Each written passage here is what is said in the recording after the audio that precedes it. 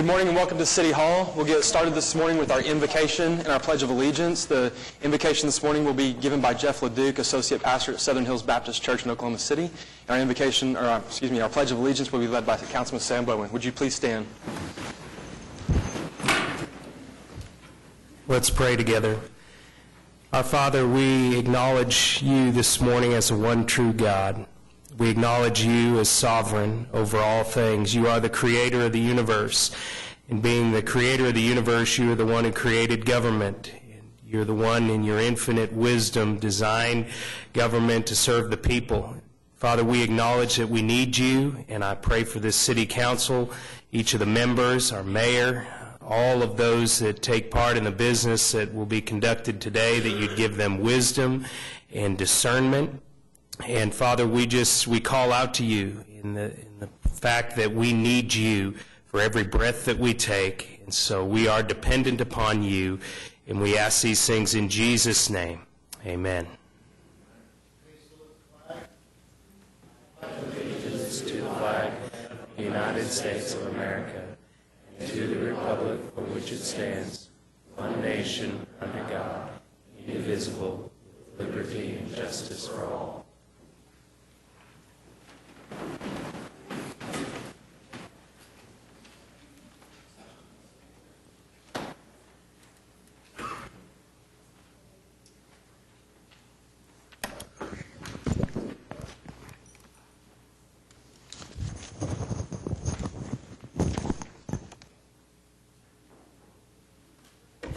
Call the meeting to order, and the item number 3 is from the Office of the Mayor. We have a resolution of commendation for our South Oklahoma City Kiwanis Club Employee of the Month, and it'll be followed by the recognized Vicki Vaughn as the Rotary Club of Oklahoma City Teacher of the Month.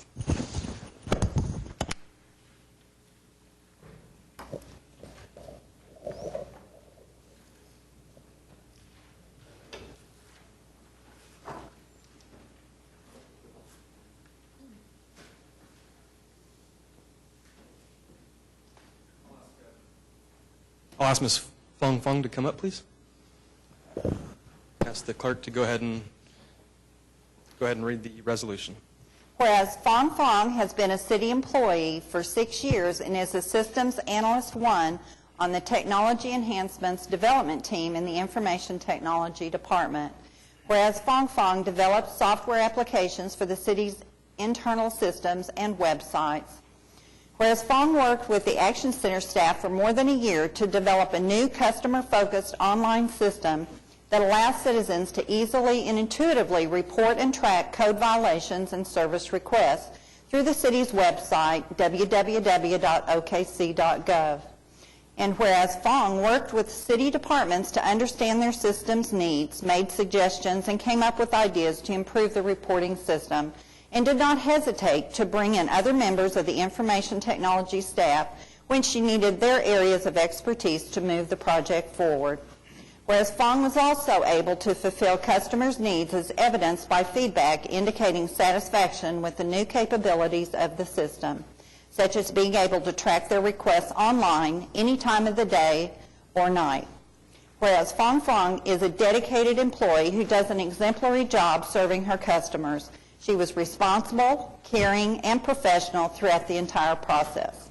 Whereas this council desires to recognize Fong Fong for her dedication, professionalism, and commitment to the citizens of Oklahoma City.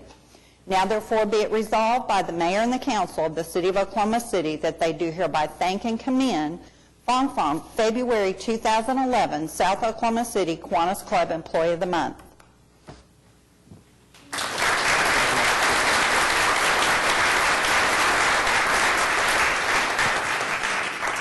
And I'll ask Ms. Vicki Vaughn to come up here, please. Could I make a motion that we approve that last resolution, please? Absolutely. Cast your votes. And it passes unanimously. Thank you, Meg. I'll ask the clerk to read this resolution as well. Whereas Vicki Vaughn has been named Teacher of the Month by the Rotary Club of Oklahoma City for January 2011. Whereas Vicki Vaughn teaches mathematics at Kenneth Cooper Middle School. Whereas Vicki Vaughn has been honored as the Kenneth Cooper Middle School 2009-10 Building Teacher of the Year, and she was honored as one of 5 finalists for the Putnam City Schools 2009-10 District Teacher of the Year. Whereas Vicki Vaughn has been honored by the Putnam City Public Schools Foundation as an excellent educator for 2009-10.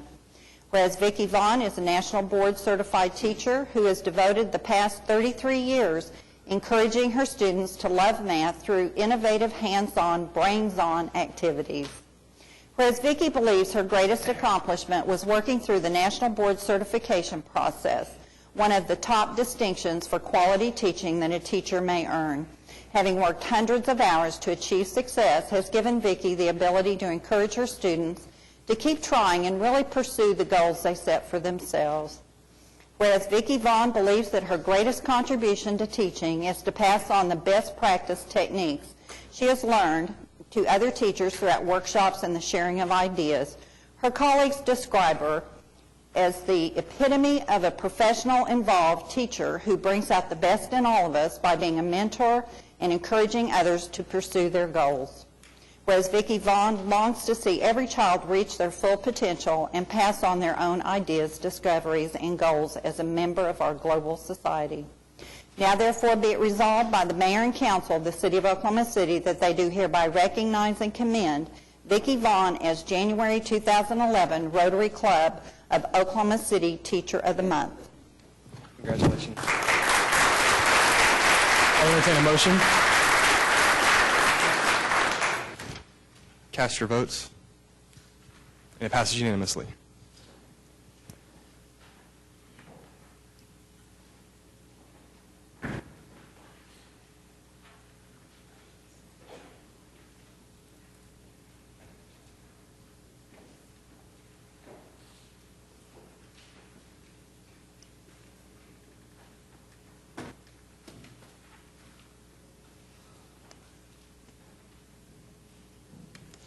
We'll move on to item 3C and D. It's a series of appointments. I'll entertain a motion. Second. Cast your votes. Passes unanimously. On to item 4, Journal of Council Proceedings.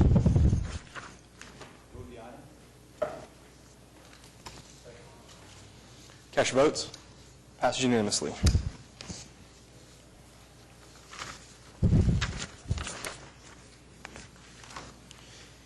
The next item is request for uncontested continuances. Mr. Vice Mayor, I have a couple this morning. Starting on page 23, item 84A, PC 10269. The applicant has requested that this item be deferred until February 22nd. 8A4. And then on page 26, under item 8H1, item H, 2328 Northeast 23rd Street. We ask that that be stricken. The owner has removed. And then moving to page 27, under item 8I1, item A, 2623 North Dewey. We ask that be deferred until February 22nd per staff request. Item B, 304 Northwest 22nd Street. We ask that that be deferred to February 22nd per staff request. And item C, 1000 Northwest 37th Street. We ask that be deferred to February 22nd as per staff request. And then under item 8J1, item J, 2319 Northwest 16th Street. We ask that that be stricken. The owner has secured. A couple more, I guess. Item R, 413 Southeast 46th Street. We ask that that be stricken. The owner has secured. Item V, 2404 Southwest 82nd Street. We ask that that be stricken. The owner has secured. And item X, 1316 Northwest 98th Street. We ask that that be stricken. Again, the owner has secured. We will recess the council meeting and convene as the Oklahoma City Municipal Facilities Authority. There are, looks like 6 items. Cast your votes. Your Honor, may I ask a question on one of these? Absolutely. MFA is a street project, 122nd Council Road to County Line, and this is to approve the preliminary report and authorize the city engineer to direct the engineer to prepare final plans and specifications. And this is sort of an extension of a project that's been going on for a long time between Rockwell and Council on 122nd Street. And I would like to know the timing of this project, if we could get that, and then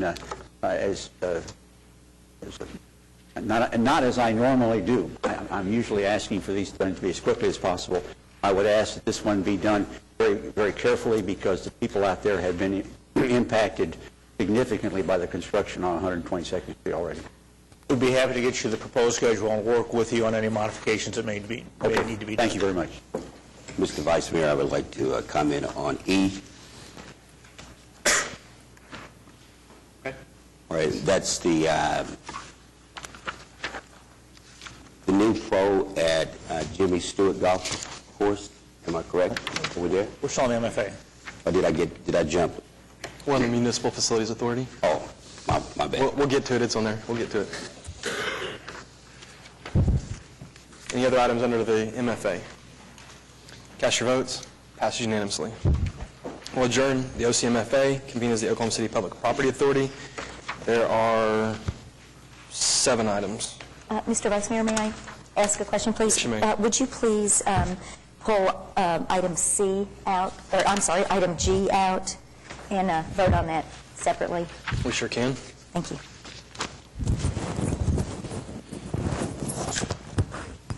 Skip, do you want to talk about Jimmy Stewart? First of all, this has been an issue that has been a great accomplishment in reference to one of the golf courses in Oklahoma City, and that's the James E. Stewart Golf Course. And I would like to commend the Park Department, Parks and Recreation, the Director of Parks and Recreation, Mr. Wisenhunt, the Golf Commission, and of course, Mr. Couch in reference to the work that they have accomplished to create a new look at Jimmy Stewart Golf Course. This has been an issue that has been in debate for over a year, and based upon issues pertaining to financing, based upon issues as it relates to personnel, they have come up with a plan that I think is going to elevate James E. Stewart Golf Course to a level that it hasn't seen before.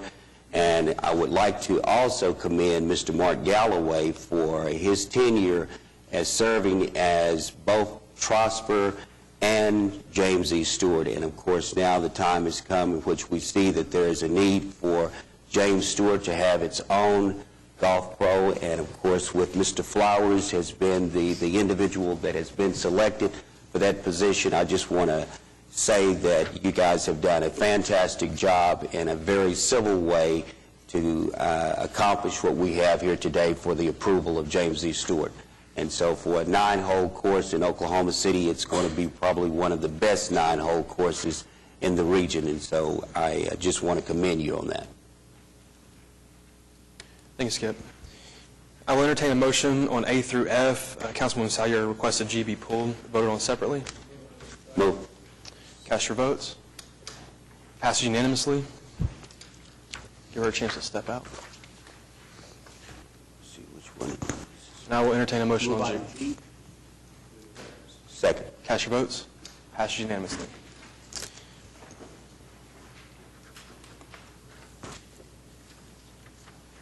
We will adjourn OCPPA and convene as the Oklahoma City Environmental Assistance Trust. There's one item. Mr. Vice Mayor, I have a question. Yes, sir. This deals with landfill, which is the way we're currently disposing of our solid waste. And at some point in time, I thought we had agreed to do a study as to what the long-term solution might be, because obviously we ultimately will run out of reasonably priced landfill opportunity. And that study is underway, sir. Okay, good. Thank you.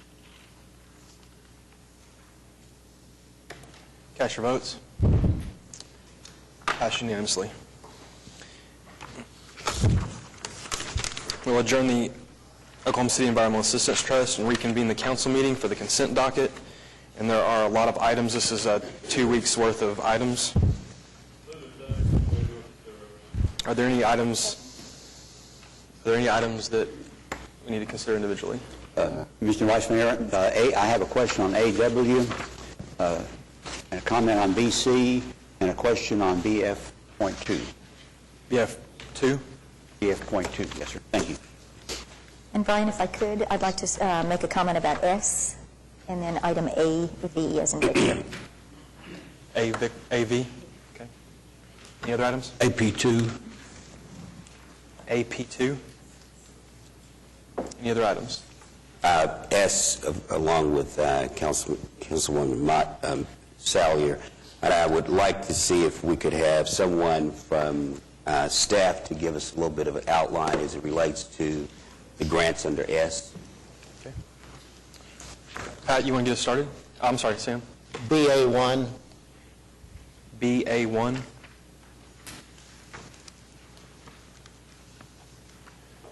Pat, you want to get us started? Thank you, Mr. Vice Mayor. On item BIAW, this is an investment advisory agreement to provide investment advisory services for the city. And it's got a statement in there that I would like to explore just briefly. It says the increased return from the active management of this portfolio is expected to offset the cost of these services. And I was curious as to how much of an increase in the portfolio's performance would we have to realize to pay for those services? We'll let Laura Johnson answer that question, and she just appeared. Laura? Yes. Just Ryan, would you ask that one more time? Appreciate the fitness opportunity this morning. I'm sorry, I didn't hear the question. I had just a brief question on item AW, 6AW. Yes, sir. This is an investment advisory agreement. Yes, sir. And it's got a comment in there, increased return from the active management of the portfolio is expected to offset the cost of these services. Has anybody made an estimate of approximately how much increase in our performance we'll have to see to really offset these costs? What we did when we accepted the proposals was run some model portfolios with their estimates of investment returns, and we did determine that with those model portfolios, there was an advantage to having this active management. We did do some estimates. I don't have those with me right now because our real objective is to test this in the market and make sure that it works. What we're intending to do is divide the portfolio half with the investment advisor and half with the city staff and determine that it is an advantage for us to continue to do that and then move the whole portfolio if it is advantageous.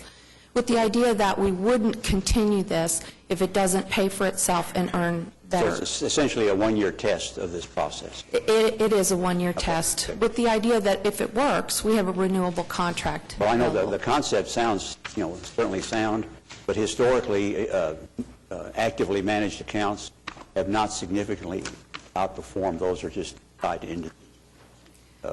So it's good luck. I hope it works for you. With the very conservative options that we have available to us for investment, we think that the expertise that we'll gain with broker-dealer selection and things like that will help us at least maximize the return without additional staff, because our portfolio has grown measurably with all the addition of the general And I think it's obligation great bonds. that we use a very conservative approach. Right. We're not in this to make a lot of money. We're just in it to pay for our expenses. The security is our highest priority. Okay. Thank you very much, Laura. Just as a follow-on, Laura, or Jim, there is no change in our investment policy as a result of going out to the broker-dealer. Is that correct? Last week, or 2 weeks ago, the last time you met, you approved a change in the investment policy that would allow the city treasurer to accept the recommendations of these advisors. That is the only change in the policy. So We're not changing the instruments that we'll going use into are the same. The conservative investments. Absolutely. With security is the number one goal. Absolutely. It's still going to be the guiding principle. Yes. Now, we have asked the investment advisors to review the portfolio and recommend changes that stay within our state law constraints and within our city charter requirements. So we may bring back some recommendations for changes, but those, right now, everything is exactly the same that the city treasurer would invest in. Mr. Vice Mayor, on BC.1 and BC.2, these are just the acquisition of some property in the Court Shore area. I wanted to point out that we started that process. And secondly, the fact that we are using appraisers, certified appraisers, to make sure that we pay no more than the market value, I think is important to our citizens, that we are getting value for our money as we go forward in there. We're acquiring the property very reasonably, considering the potential for speculation in that area. I just wanted to comment that the citizens' interests are protected in the process adopted. On the BF2, this is just sort of a question. This is an unfortunate accident where a child was injured in one of our swimming pool facilities. And I was wondering and we're paying, as we probably should, but I wonder the basis of why we are paying is the participant who was injured didn't meet the minimum criteria for using a particular slide. Because Amy handled this, but it would be because she asked our attendant if she could use the slide in a different manner, and he gave her permission. Essentially, our employee was negligent in advising her that she could go down the slide the wrong way. Okay, so it was based on employee negligence. That's right. Thank you, Mr. Vice Mayor. That's all I have. Meg, S and AV. Well, if Skip and I are both going to talk about S, maybe we could have some of the planning staff come talk to us a little bit about these small neighborhood grants, and we'll recognize lots of people that are here in the audience today. Good morning, Mayor and Council. This is a great program that's been operating for several years now. We work in cooperation with Georgie Rasko of the Neighborhood Alliance, but this is an avenue for the city to be able to assist a lot of the traditional neighborhoods in the city to be able to self-improve. It builds capacity within the neighborhoods, pulls all the members of those particular communities together. They work in defining what they believe would be the improvements that are going to make the biggest difference to their neighborhood, and then they submit those applications. We had 8 applications this year, and we've approved all 8 of those for a total of about $73,000. It's dispersed over several different wards, and it's proven very popular. The primary purpose of the funds this year are street lights, median landscaping, and we have one program for crime prevention as well. These have proven very popular in the past. We are going to modify this program going forward and be a little more targeted in our direction, but with the aim of a much larger end result with the program. So I'll answer any other questions on it. It's wonderful. It's been a huge success. And Skip, I'm just going to jump ahead. I see Bruce Hall and some folks from the Miller neighborhood. If I could just get Miller to stand up, and Crestwood also put in some wonderful ornamental lighting. And Las Vegas, Georgie, I saw you here. Are you here with some of your folks? Las Vegas neighborhood recently did an entryway sign, and now you've done lighting and landscaping. And it's done so much to enhance your neighborhoods, and we really appreciate everything that you do. Skip, you've got something too, I think? Well, I wanted to, first of all, I wanted to get a clarification as to how many neighborhoods made application for the grant program this year. And you answered that there were 8, and all 8 of those were approved? Yes, that's correct. And I believe we have South Creston Hills, yes. Hills. They are here. Who's the president? All of you presidents? That's fine. That's fine. That means something's going to happen over there. But thank you so much for your participation in the program. And one of the things that I wanted to point out was that I've had a lot of people to ask, periodically, how can you get some funds for your neighborhood association? And Georgie has done a great job with Neighborhood Alliance as the steering process to educate the communities and the citizens in working with this program. One of the challenges I think we've recognized is that there has been a lot of people who think that it's just free money. You can come and get, make an application, you get $10,000 and do whatever you want to do with it in your community. And I want to thank staff for some of the changes that you all have implemented as it relates to really modifying the program where you can steer people and citizens to create projects that are really worthwhile for the whole community. And so the lighting, the safety, security issues, I think, has been one of the greatest changes that we have implemented from the committee and from staff. And so I want to thank all the neighborhoods who have came down today to be recognized and participate in this program. And we hope the program will continue to prosper as it relates to enhancing the various neighborhoods in Oklahoma City. Thank you. Thank you. Larry? As a follow-on, any neighborhood in the city in any ward is eligible to make an application for these grants, correct? We have tried to target those neighborhoods with low, moderate income. With economic challenges. Yes. But we have one from Ward 3, and I'd like to encourage, with Georgie here, encourage more neighborhoods next year. And the ones here are not going to like the competition, but we really need neighborhoods to get together, form a neighborhood association, come up with projects, and make application, wouldn't you say?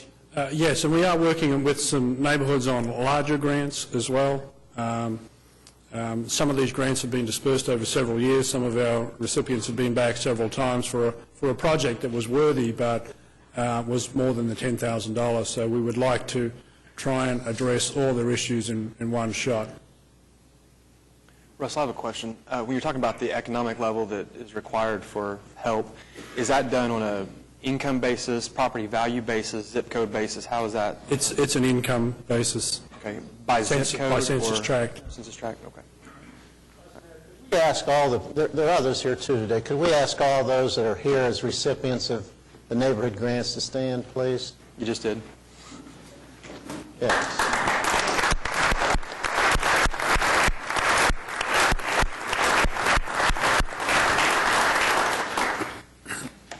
Thank you all for coming down. Meg, AV. Great, yes, I did want to just comment about item 6AV. And I think everyone will remember back in November of 2004, the city entered into an agreement with Dell to bring a campus, develop a campus on 15th Street along the Oklahoma River. And that agreement required a number of things. One, that they operate continuously for at least 5 years, that they maintain an average of 250 jobs, and I think there have been many more than that over the time period, and that those jobs equate to salaries of over $40,000 per employee. And it's really wonderful to be able to report that all of those criteria have been met, and so we are today releasing the mortgage on the property that we held because Dell has met every one of those contractual obligations. I think this is just a shining example of a public-private partnership of the city working to be able to bring high-paying, high-quality jobs to the city to help improve our community at large. And so I just wanted to recognize this is a pretty momentous day, I think, to be able to release those mortgages. So thank you to all that worked so hard on that. Thank you, Meg. Brian, real quick, on the Dell also, and not quoted in those statistics that Meg gave, is the fact that Dell has spent a number of hours and donated a significant amount of dollars to encourage the River Park neighborhood, which is just to the south of Dell, to improve their quality of life. They've sent crews out during storms to help clear up damage for some of the elderly residents out there who couldn't do it on their own. So kudos to Dell, and that's just an added benefit from the bringing them into our city. Skip. I would like to ask if we have someone to park on 6X. Make sure you get your mic on, Skip. I apologize. The 2000 general bond authorization as it relates to parks on 6X. Is there anyone here from... Yeah, let's give Wendell a second to come in here. Okay. Mr. Vice Mayor, while Wendell's coming in, may I make a comment on that?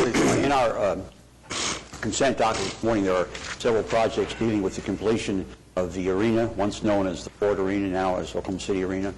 And that was done under the auspices of sort of a mini-MAPS. Citizens of Oklahoma City voted themselves a 1-cent sales tax commitment to remodel the Ford Center and bring it up to current day standards. And I wanted to point out that despite the fact that we had a significant downturn in sales tax revenues and the estimated amount of dollars that were to be available did not materialize. The project will come in under our new budget and will deliver a product that has been modified, but to the impact on the public will be as good as what we originally proposed. And I think it's a tribute to the city staff, the engineers and contractors who work on this project. The Sports Facilities Oversight Board is very active in trying to manage the changes as we went forward. Councilman McAtee and Councilman Salyer are both members of that board, and they made significant contributions to this effort as we went forward. It's an example of concern people had whenever we start MAPS projects if we don't have enough money.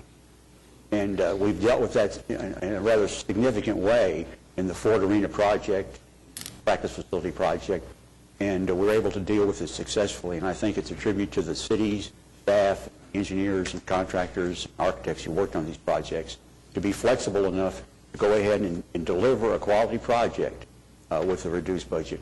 And deliver this is, I think, the most important part, deliver projects that meet the expectations of the public in every way. And although a lot of times people talk about this as the NBA project, the modifications to the Ford Center will have, or the Oklahoma City Arena, will have a significant benefit for all our citizens because it is a venue not only for basketball games, but for things on a continuing basis throughout the year. Those improvements will be beneficial to all our citizens.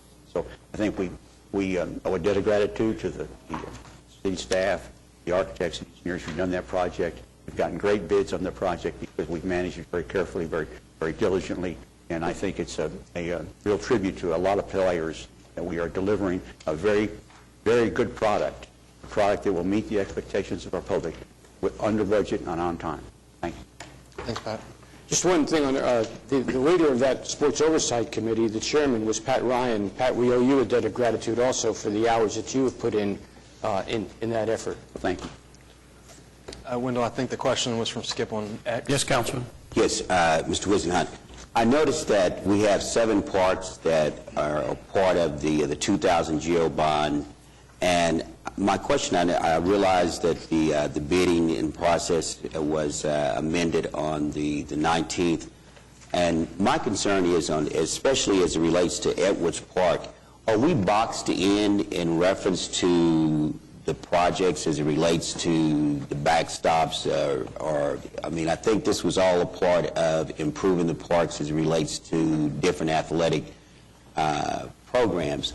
But if it still comes up under the umbrella of landscaping, are we really locked in to just spend the money for nothing but football fields at Edwards?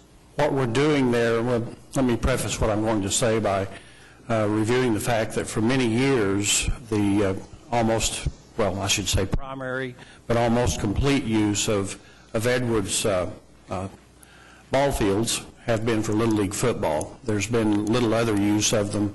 The demand is very high community-wide for Little League football. These fields, the softball fields there, are being converted for either soccer or football activities for youth. And we're sure that they'll be heavily used. I reviewed the permits for quite some time before we proceeded on this to see what had been the dominant use, and am comfortable that that has been the dominant use. Am I answering your question, sir? Kind of, sort of. But I wanted to know, in spite of the fact that you have a lot of Little League football during the season, you know, I was wondering if we may be able to modify some of the funds in a way that there is still an issue as it relates to the trail at Edwards Park, and there's on the far west end, there's a section that has not been totally connected as far as being paved, and I was just wanting to know if it was possible that, you know, we could use some of those funds to create some landscaping over on the west side of the park. And I appreciate your concern as it relates to the youth activities, because I think that it's always a cry that, you know, there's nothing for our children to do, and so to be mindful of the need of from the permits as it relates to creating some more fields for the youth activities. I appreciate that. But that was just my concern. There is a section of the trail that goes around the Edwards Lake that is crushed limestone, and we are looking at the costs that will be required to go ahead and pave that as the other sections of that trail are. All right. Thank you. Yes, sir. I believe the next one was Councilman White, AP2. Just wanted to comment on the donation of the right-of-way for the streetscape on Southwest 44th Street. That project has been in the process for a long time. And the donation of the streetscapes will make it move it forward quickly, and I appreciate it very much. I know there's a lot of hard work gone into getting those property owners along there to come into line and try to do it, and the donation, I think these are all that will be donated. I think the rest of them are going to have to be done in a very difficult way, but I think moving this forward, Integra Southwest is such a vital facility to South Oklahoma City that this is a very good sign to move this along, and I appreciate it. All these people, I'd read their names, but I'm not going to do that. I just thank you to all of you that did that. Thanks, Pete. Sam, BA1. Thank you, Vice Mayor. I see our able manager for MAPS 3, Eric Winger, is with us. Eric, I am getting some very good feedback from, you don't need to come forward, just comment. You can if you want to, but you don't. Really, some very good feedback from advisory committee members on progress and process of this monster project, moving all 7 projects forward, trying to at the same time. My comments this morning just have to do with the contract we're letting for scope of work on the new senior health and wellness centers, architects in partnership.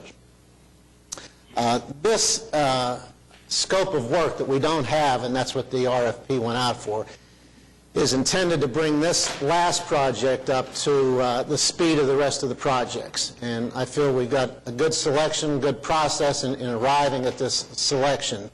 And my point is to say at this time that this, we understand this is a whole lot more than what are these facilities going to look like, what types of services, what kinds of services are going to be in them. But I just want to reinforce the point that as we move forward on this scope of service for these senior health and wellness centers, we really look closely at the unique kind of institutional partners that are out there, the partner opportunities with institutions that some have already expressed interest, that have been identified to us, we'll be talking to. There are others out there that haven't been as aggressive. But the early information I have is that each of these centers is probably going to be in the neighborhood of $1 million to $1.2 million, $3 million to operate per year, operational costs, for which there is no money in MAPS 4. And we have some institutional partners that I think can bring that kind of partnership to us, and that we look very closely at the kinds of partners, the kind of funding opportunities that these partners can bring to such centers, and the uniqueness, understanding that we're not talking about cookie cutters. One's going to fit each quadrant of the city. They may be each styled in their own way, but the operational element of this, I think, is just vitally important as we move forward in understanding that part of this, a good part of the scope of work is to really search out those potential institutional partners and what can they bring to the partnership with Oklahoma City. We are going to need it badly, and it's an exciting time, and I'm pleased to see where we are at this time with our scope of work. Larry? Just to brief the council, I happened to be in the meeting where this was discussed, and they turned to me and said, what is the council's goal as far as a partnership, and how much money does the council want to allocate from the city to run the wellness centers? And I just very calmly held up zero. So they're very well aware of the challenge, and we'll be out to meet that challenge, Sam. One other comment in that regard. these memos always say that we're intends to construct 4 to 5. We didn't do the kind of cost analysis on the front end to tell us how many we could really build. I think it's a mistake to continue to say 4 or 5 when we don't know whether we're going to be able to build 4 or 5 or not. I think we all intend to build as many as we can. We want to do them well. We want to spread them around the city. But I don't think we should lock ourselves into 4 or 5. It may well be that we build 3 nice facilities in 3 separate parts of the city, and we're all happy, but we've said 4 or 5, and we're going to, and that this drum roll that's going to be out there, oh, you said 4 or 5. And I don't think we ever intended to build more than we had the money to build. And I think in the future it'd be well to not continue to tie down a number. I mean, we hope to be able to build 4 or 5. I don't want to, having gone off the track, no pun intended, on another matter that has to do with maps recently. I think the fact is that these projects were not well enough defined on the front side. That's not a criticism, it's just a fact. They weren't dollar analyzed to the point on the front side that we're in a position of guaranteeing this kind of stuff. And I think it's a mistake to put us in that position. And I'd like to see us back away from that 4 or 5 phrase that's in the documents for that reason. Not because I don't want to build 4 or 5, not because I wouldn't like to have a railroad downtown, but I just wonder about whether or not the economics of all that makes sense as we move forward. So, is that bad? Is that as bad as the last time? Not quite as bad as the last time. I would like to add to that I have been approached by 2 major entities in the northeast quadrant of Oklahoma City who has expressed a great desire to participate in the operation of the Senior Wellness Center. And so in reference to the numbers, I think we could easily just narrow it down to 1 and use Ward 7 as a site location for the beginning and use it as a test case, and I'll take all the blame if it doesn't work out. Thank you very much. Mr. Kelly, thank you for that gracious offer. I think we have covered out all the items that were requested under individual consideration. Is there anything else that we did not cover we need to? Seeing none, I will entertain a motion. We do have a motion. All right, cast your votes. Passes unanimously.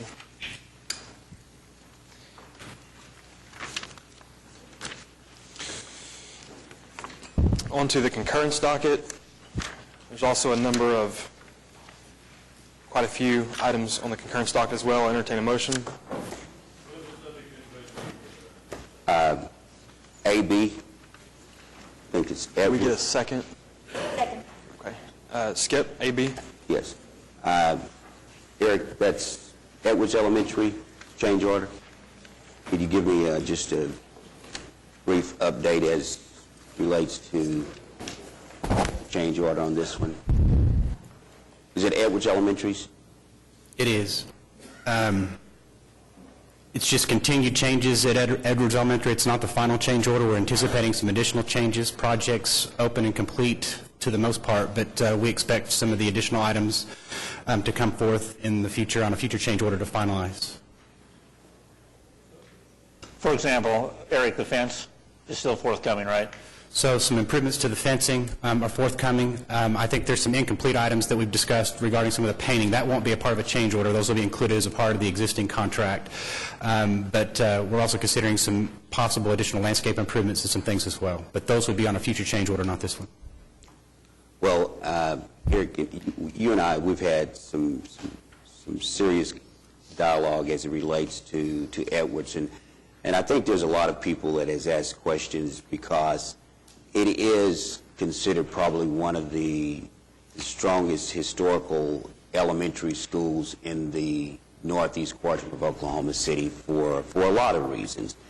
And we have did a great job in reference to some of the building infrastructure improvement, but the landscaping on the outside, the fence on the outside, on the corner, it still has a great deal to be dealt with, I think. I think there's a great deal of work that sometimes when we looked at these maps for kids or for school projects that we didn't take into consideration a whole lot of the landscaping issues, and I don't know why the school board is more involved in looking at and participating with the landscape of some of these projects, because it just really looks kind of strange when you go in and you spend $2 million on a building and then you pass by it from the outside.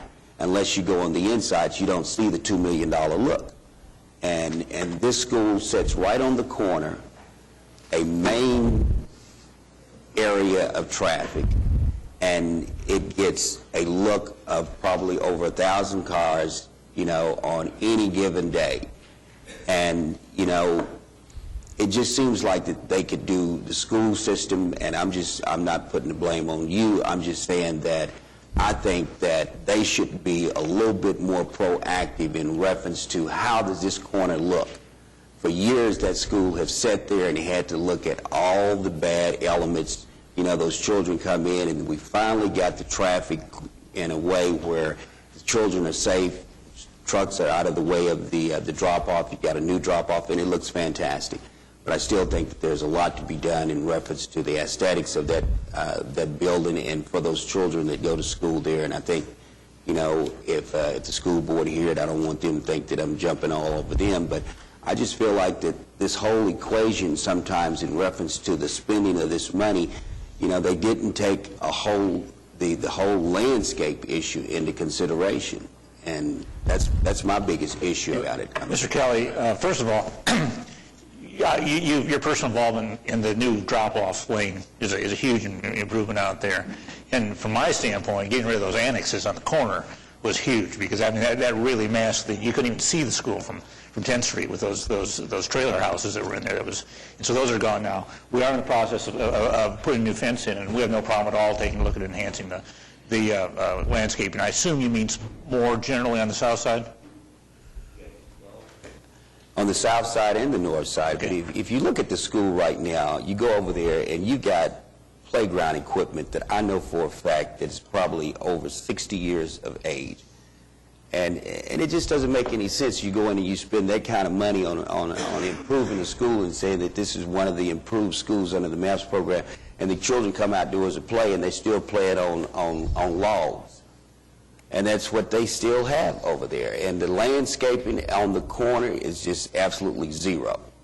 And like Mr. Couch said, they did move those old junk buildings that they had situated out there and cut some of the trees down. But, you got a fence that is just deplorable. I agree.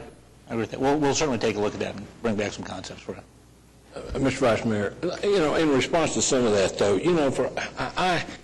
the school board has their hands full, Skip. They have a problem that is so much greater than the day-to-day problems that we deal with here. And I don't like the idea of saying they should be doing this, they ought to be doing that. I think they're doing everything they can. Every time I drive by a completed school in South Oklahoma City, the landscaping is done and is done very well. I think we're getting in the middle of the fight and saying, oh, you ought to do this when they're not finished yet. I look at Grant. It's landscaped very nicely. I look at other schools. I look at schools in North Oklahoma City. They're landscaped very well when they finished.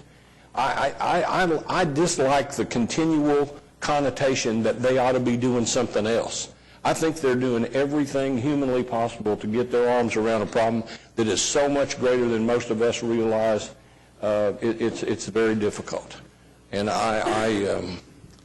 obviously, you know some of my prejudice. I have a very, very, very close friend that's on the school board, and I know how many hours a day and a week he's spending for a lot less money and with a lot less of anything that we spend trying to run this city, with a lot less money, with a lot less,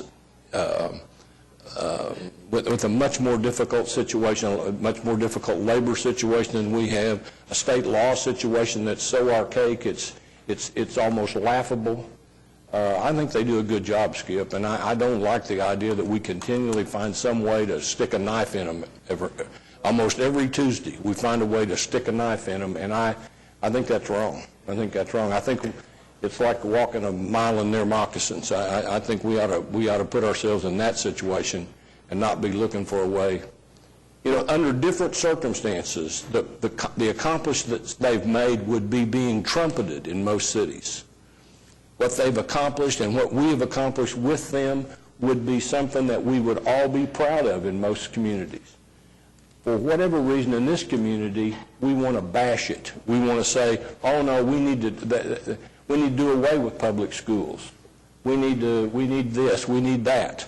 I think we're making great progress, and I think it's time to start talking about the good things, and be more partners with them, be more helpful. Pete, in my defense, I would like to first of all clarify one thing, and that is I did never say that the school was not doing and the school board was not trying. But I can guarantee you that there are projects that has been completed in the northeast quadrant of Oklahoma City, and just like you said, in the south side of Oklahoma City, you've seen the complete jobs, and it's all with total satisfaction. I guarantee you that you can go to some of the schools in the northeast quadrant of Oklahoma City that has been completed, that there is still a lot of complaints from the citizens, a lot of complaints from the parents, a lot of complaints from the students. And as a representative of Ward 7, I just feel like that I have a duty and I have an obligation to address those issues, and I'm not, trying to put a dagger in the back of the school board or in the heart of the school board. I have been here as a supporter of our engagement with the school board in trying to work together with this council and the issues that exist, throughout this city as far as the school board. I have personal friends on the school board also, and so I'm not trying to create any type of fight here as it relates to my comments about Edwards Elementary School. Well, I think both are probably justified. I think we do need to do a better job of complimenting them when they do stuff right. But at the same point, the things that aren't done right, that aren't done adequate, we also have to address those. We can't just let them go by. So I think that there's a balance there of that communication. In the meeting that we had a couple weeks ago, I think was a great start of something that can be very, very productive in the future. But we do as a city, as we ask the citizens to spend a lot of money, we do as a city need to hold them accountable for some of the shortcomings, but at the same time also be there to stand shoulder to shoulder with them when they do really good things and encourage them to continue to do those good things. Pat, did you have something to say? Just a comment. It goes along with what you said, Mr. Vice Mayor. And I think Pete hit a very, very important point. The school administration has been lacking in blowing their own horn. They've made significant accomplishments, and they're not always recognized for those accomplishments in the school system. However, the city government asks our citizens to invest, you pick a number, $500 million in the Oklahoma City Public Schools. And it was a good request, and our citizens responded in an admirable fashion. They put their money up front. Implicit in that request was a partnership with the school board and school administration to do something as well. And Skip's point, I think, is not a critical point. It just points out that we do have a responsibility to our citizens to ensure that they're getting a good return on their investment. And I think that's Pete's, not Pete's concern, Councilman Kelly's concern. Pete's comments were right on target. The school board does not get the credit for the good things it does. However, we have an obligation around this horseshoe to ensure that our citizens' investment gets a good return. And implicit with that investment was an agreement that the school board would do their share. When we find examples of where we don't feel that the return on the investment is proper, it's our obligation to point those things out. Not in a critical way, but just the fact that maybe something more needs to be done. I guess my point is this. If you're in a partnership with somebody, you don't solve your partnership concerns by taking an ad out on the front page of the paper or going on television and talking about how bad your partner does something. You go talk to your partner, or you do it in a way, you don't have to make a public announcement every week about some problem that you have. You go talk to people. That's what this is about. It's not because everything words have, we've seen recently the impact that words have. Words have meaning when you say things over and over and over, and we never stop saying them. Every week there's comments like this, every week. Every week, there's one of these knife in the back comments. And most of them are over something like a damn fence. I mean, that's something somebody could actually go talk to somebody about and get done. I think the fence was already in the mill. The landscaping was already in the mill. That's my point. It's not that we don't have an obligation to deal with things like that. We do have that obligation. But we don't have an obligation to demean people publicly saying, I think the school board ought to do more. I tell you what, you ever go to one of their meetings? They don't say they think that, they're not running on us every week. They're not saying, I think the city council ought to do this or do that. They're down there trying to take care of a big problem. Up here, we're like the Monday morning quarterback. Well, I think you ought to be doing this. And it's on television tonight. Pete, I think you're like this will be on television tonight. But I think you're missing a critical point, Pete. No, I'm not missing a point. I know what you're saying. I know exactly what you're saying. We do have an obligation to do it. But the way we do it is what matters. That's where public opinion is driven. But we need also to ensure the public, and this is the way we're going to do that we are good stewards of their investment. Now, and we do it by demeaning our partners. No, we don't. That's a novel thought. No, we don't. I'll rest on that. No, we don't. We still have a lot of items to get to. I know we do. But this is an important item. Go ahead. Pete's raised some important points. Nobody's demeaning the efforts of the school board. But we are, I think, seriously and rightfully concerned about protecting the investment our citizens make. And when that investment's not taken care of, we have an obligation to point out what we feel may be deficiencies in the performance of our partner. Well, the last thing I would say would be that this is a large problem, and it's going to take some time. It didn't happen overnight, and the corrections and the improvements are not going to happen overnight. But, Pete, I do appreciate your comments on that. I believe that we have a motion on the docket, so I'll entertain it, or we'll cast our votes. Passes unanimously, except for Councilman Morris. On to items requiring separate votes. Item 8A1 is an ABC district overlay, 5501 North May Avenue, Ward 2. Sam, how do you want to handle this? Thank you, Vice Mayor. This is the old Smickless Ford location, Northwest Highway in May. Request is ABC 2 in conjunction with a new restaurant. No protest at Planning Commission. Is there any, I see the applicant here, but is there any protest here today?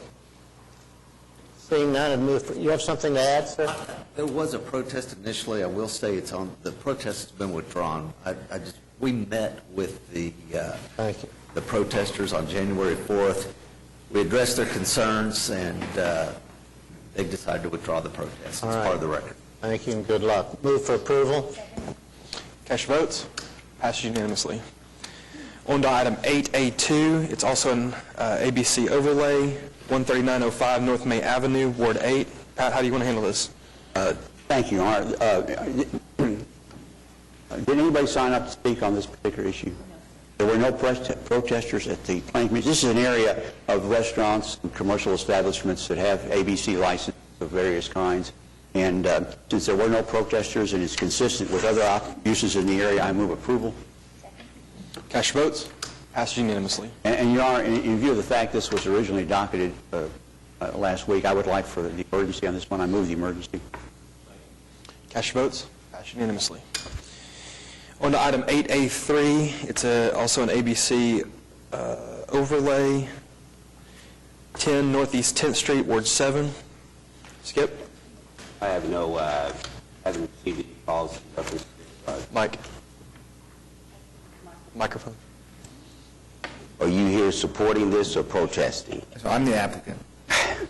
So I haven't received any protests or any calls in reference to it, Bert, so I move that we pass it. Second. Cast your votes. Passes unanimously. Would ask that you consider the emergency. This is a conversion of a restaurant from Java Days to Camp's 1910 Cafe, which opened in October, and so we're hopeful that we can begin this part of the business immediately. So if you would entertain moving the emergency, I'd appreciate it. Move for the emergency. Second. Cast your votes. Passes unanimously. Mr. Vice Mayor, I would ask if, in addition, in conjunction with this project, we look at improving the railroad crossing in that street at John 10th to the extent that it's not quite as much of an obstruction. It probably may have an impact on 1910 and their success. I'm sure we'll take care of that next week. And particularly if you drive a small car, it's really a problem. Particularly if you drive a really small car, it's a problem. Drive a bigger car. On to item 8A4, it's in Ward 6. It's a rezoning from a residential district to a I-1 light industrial district. Meg? Thank you, Vice Mayor. Is the applicant here on this request? This is a request to rezone from R1 single family. Meg, I'm sorry, this has been deferred. Oh, this one has been deferred? I apologize. Oh, I'm sorry. Yes. Okay. I'm so sorry. I apologize about that. So we'll skip to item 8A5, Ward 2. It's a rezoning from a residential district to an R2 medium low density residential district. Sam? Thank you, Vice Mayor. This is a duplex zoning off North Class and just east of 40th, transition between O2 and residential. No protest. Anybody sign up today, Francis? Anybody here in the audience? Move for approval. Second. Cast your votes. Passes unanimously. On to item 8A6. This is 1231 Piedmont Road from AA Agricultural District to PUD 1423 Plan Unit Development District, Ward 8. Pat? Thank you, Mr. Vice Mayor. The applicant. I'm Randy Hill with E.D. Hill Surveying and Engineering. I represent the applicant. And is there anybody signed up to speak on this? Okay. There were some protesters at the Planning Commission hearing. Have those issues been resolved with the protesters? I believe they were. We made quite a few revisions to the Plan Unit Development document, and I think that probably took care of their questions. They've not followed up either being here at the meeting or contacting me. I'll assume that they have been taken care of. This is a mixed-use development that is adjacent to a project that was approved by the council several weeks ago of Village Verde, which is a major project on the Northwest Highway. It's a mixed-use residential, commercial, and retail project.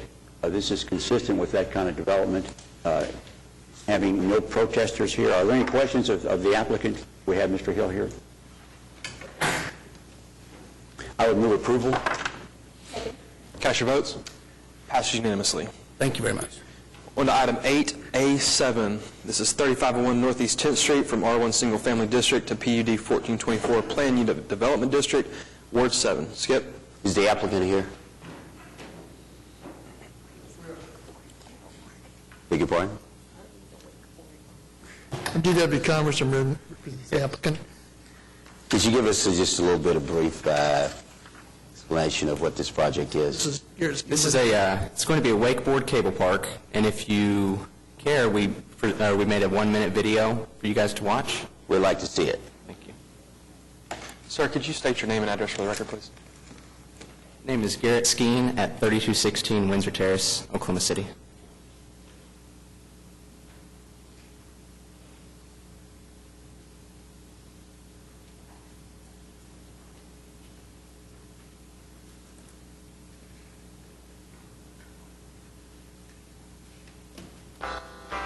There's a new type of water sports. No need for boats or gasoline. It's a cable wake park, and it's the wave of the future. It's popular because it's simple. Wakeboarders or skiers are towed by cables suspended from towers, all driven electrically, which means it sounds like this. As quiet as the breeze. Visitors may bring their own boards or rent one. Rides can be a few seconds or multiple laps. With the helpful staff, visitors can go from beginner to winner in no time. A little practice, and they're riding the rails and grabbing air. The system runs continuously, starting from the dock and ending with a swim and a walk back. Hundreds of riders can be pulled for less than the cost of a tank of gas. A cable system can be placed on a lake as small as 6 acres or in a cove of a larger lake. Invented in Germany by Bruno Rixen and his company Rixen Seilbahn, they've installed over 150 facilities around the world, and now they're turning their attention to America.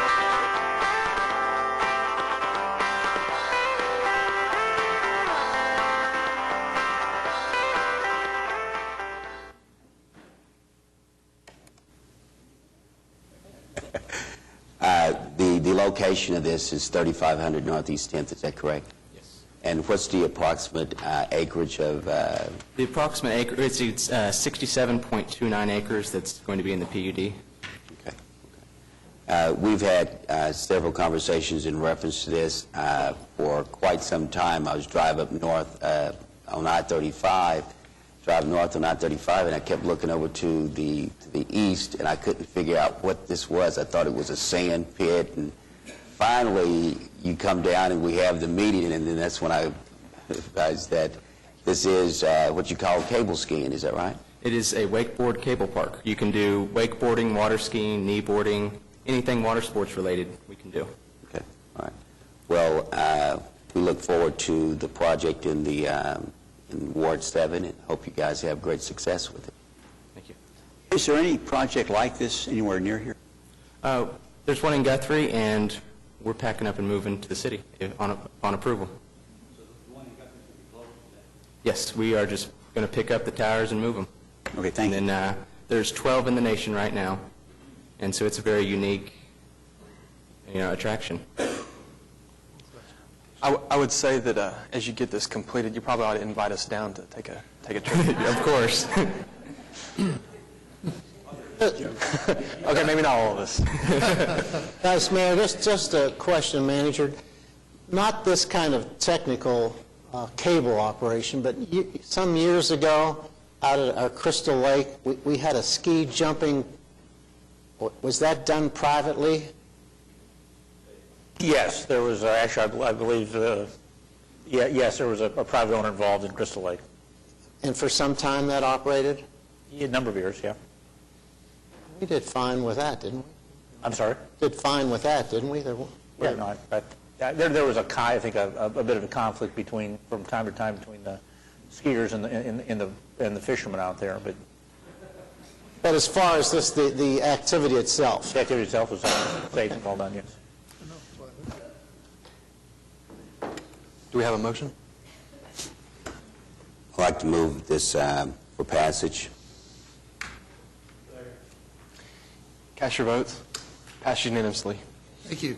And I believe there is a request for emergency. Or did you all ask for emergency? We didn't ask for it, we'll take it. Well, we need to move some things quick in Oklahoma City, so we'll emergency. Cast your votes. Passed unanimously. All right, thank you. Good luck, guys. On to item 8A8, 1500 Southwest 149th Street from AA Agricultural District to SPD 590 Simplified Plan Unit Development District, Ward 5. I have no protest. Is anybody here to speak against it? Seeing none, I'll make a motion for approval. Cast your votes. Passed unanimously. On to item 8B. This is an ordinance on final hearing recommended for approval, closing a platted public parking easement east of North May Avenue between Northwest Grand Boulevard and West Country Club Drive, Ward 2. Sam? Vice Mayor, I have not been contacted, haven't heard from anybody on this. Is there anybody here? Sir, if you'd come to the microphone and give your name and address for the record, please. Apologize for that. I gave your contact information to the client. For some reason, I guess they haven't gotten a hold of it. That's all right. Is there anybody here in protest today? Had you had anybody in protest at Planning Commission? No, we haven't. All right. Move for approval? Second. Cast your votes. Passed unanimously. Thank you. On to item 8C, ordinance on final hearing recommended for approval, special permit to erect a telecommunications tower in the I-2 Moderate Industrial District, 3220 South High Avenue, Ward 7. Skip? Mike. In reference to this, I'd move it. We have a second. Cast your votes. Passed unanimously. On to item 8D, 1 and 2. This is a resolution adopting and confirming an assessment role for the downtown Oklahoma City Business Improvement District, Ward 6 and 7. Anybody signed up to speak? Nobody?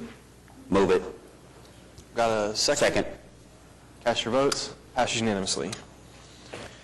On to item 8E. I believe this is a companion item for the final assessment for the downtown Oklahoma City Business Improvement District, Ward 6 and 7. I'll entertain a motion. Move. Got a second. Cast your votes. Passes unanimously. The emergency has been requested. Second. Cast your votes. Passes unanimously. On to item 8F. This is a hearing regarding dilapidated structures. Is anybody here signed up to speak on item 8F? Seeing none. Cast your votes. Passes unanimously. 8G is a hearing regarding unsecured structures. And it looks like we have one who signed up to speak. This is, let's see, G1E, 1527 Northwest 32nd Street. Sir, if you give your name and address for the record. Christopher A. Wood, 6809 Woodbrook. I wasn't sure if this had been pulled off of your docket. You were going so quickly when you were, I know this has been secured, and so I wasn't sure if it had been pulled or not. That's the only reason I signed up to speak, because it's been secured. This is Ward 2, Sam. Charles, do you have information regarding that? When we checked it, it was not on our list as being secured, but we always recheck them. So as he's secured it, we'll clear the case. I mean, I don't know.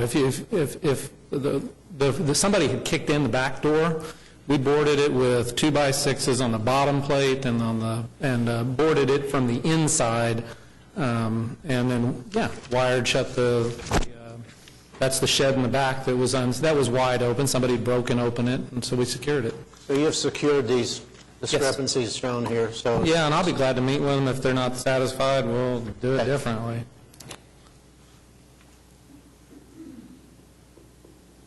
Okay, good. I'll entertain a motion. Can I have a second? Cast your votes. Passes unanimously. On to item 8H. This is also dilapidated structures. The reason why we have two is because we have last week's and this week's. Mr. Wood has signed up to speak on this as well, on item H1M and 2. Mr. Wood? Yes, I have pictures this time. I'm actually quite pleased to bring this to your attention and take good looks at these old pictures because they don't exist anymore. All these holes you see, I want to present you. I've got pictures, and I can go through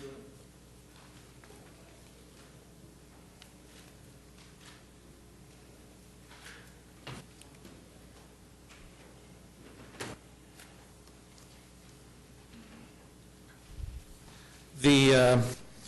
I personally removed 20 42-gallon contractor-sized bags full of tree limbs, debris, well, not tree limbs, but just grass and trash, half of which probably didn't come from my property. It was just became the neighborhood dumping grounds.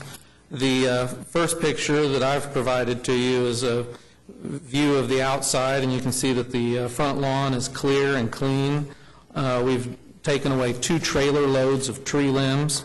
The third picture is the backyard, showing that it is clear and clean with no debris or trash. The fourth picture is the front porch, and you can see that the concrete work has been all repaired, and new structural members have been put up there. We replaced the 1-by material with 2-by material on the top of the porch. The cracks in the porch were not only just covered, but we filled in underneath there with dirt where it's supposed to be. There's a picture there of the corner of the foundation that's been repaired with concrete. There's a picture that's from the back that shows the where there was a hole going into the foundation. There is a picture showing the back. Now, I made a temporary, and this is a good example. This right here, I like this one because it shows that somebody on your staff went inside, by the way, which I believe is a trespass, but we'll talk about that in a minute. In looking at the pictures that I've presented, you can see the foundation is solid, that the place has been cleaned up. There's a couple of strange pictures in here that I've given you that they're wood, and what they're showing is that the sill plate on the inside is in fine condition.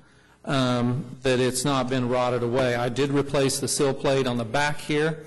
That has all been cleaned up, painted out.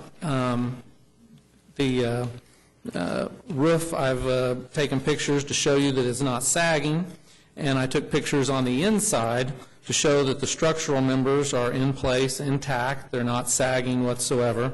The roof is needing replacement, but it's just the exterior appearance. I'm not looking to enter this on the Garden Home of Tours. It needs work, I know that. But your job here today is whether or not it's a threat to the safety and welfare of the people, and I've done a tremendous amount of work.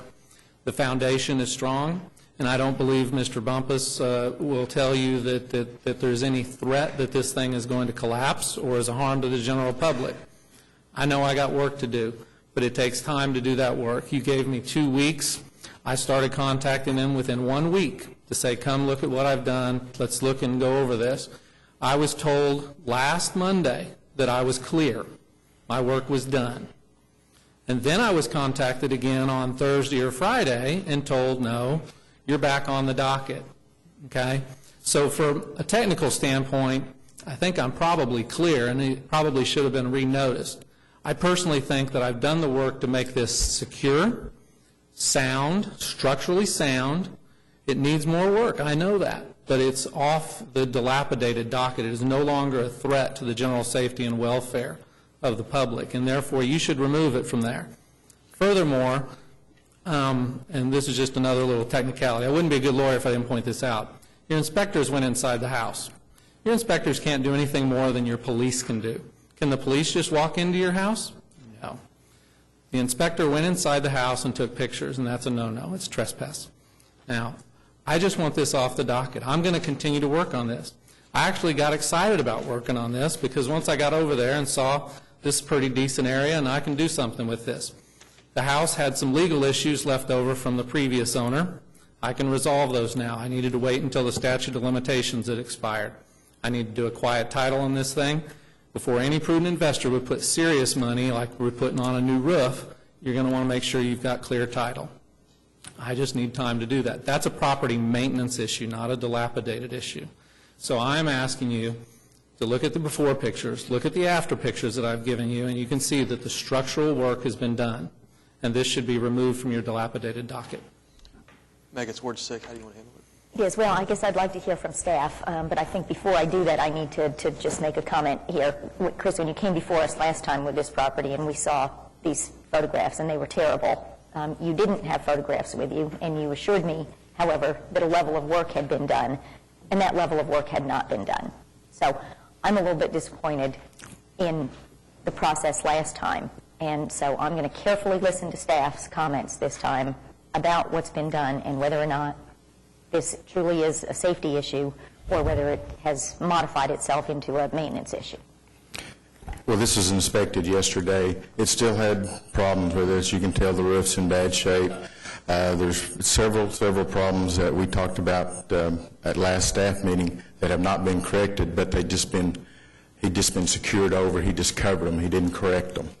As far as the reframing of the structural members, as he talked about, as of this morning, we found no permits that were pulled to allow him to do any of this work that he stated. So we would have no reason to, to believe that that's been done yet. So we don't know it's been done because we don't have a pulled permit to do it. We don't have a So we permit can't to do verify that, right. What's the permit for? Because I researched the permit requirements, and I don't see where I would need to pull a permit for anything here.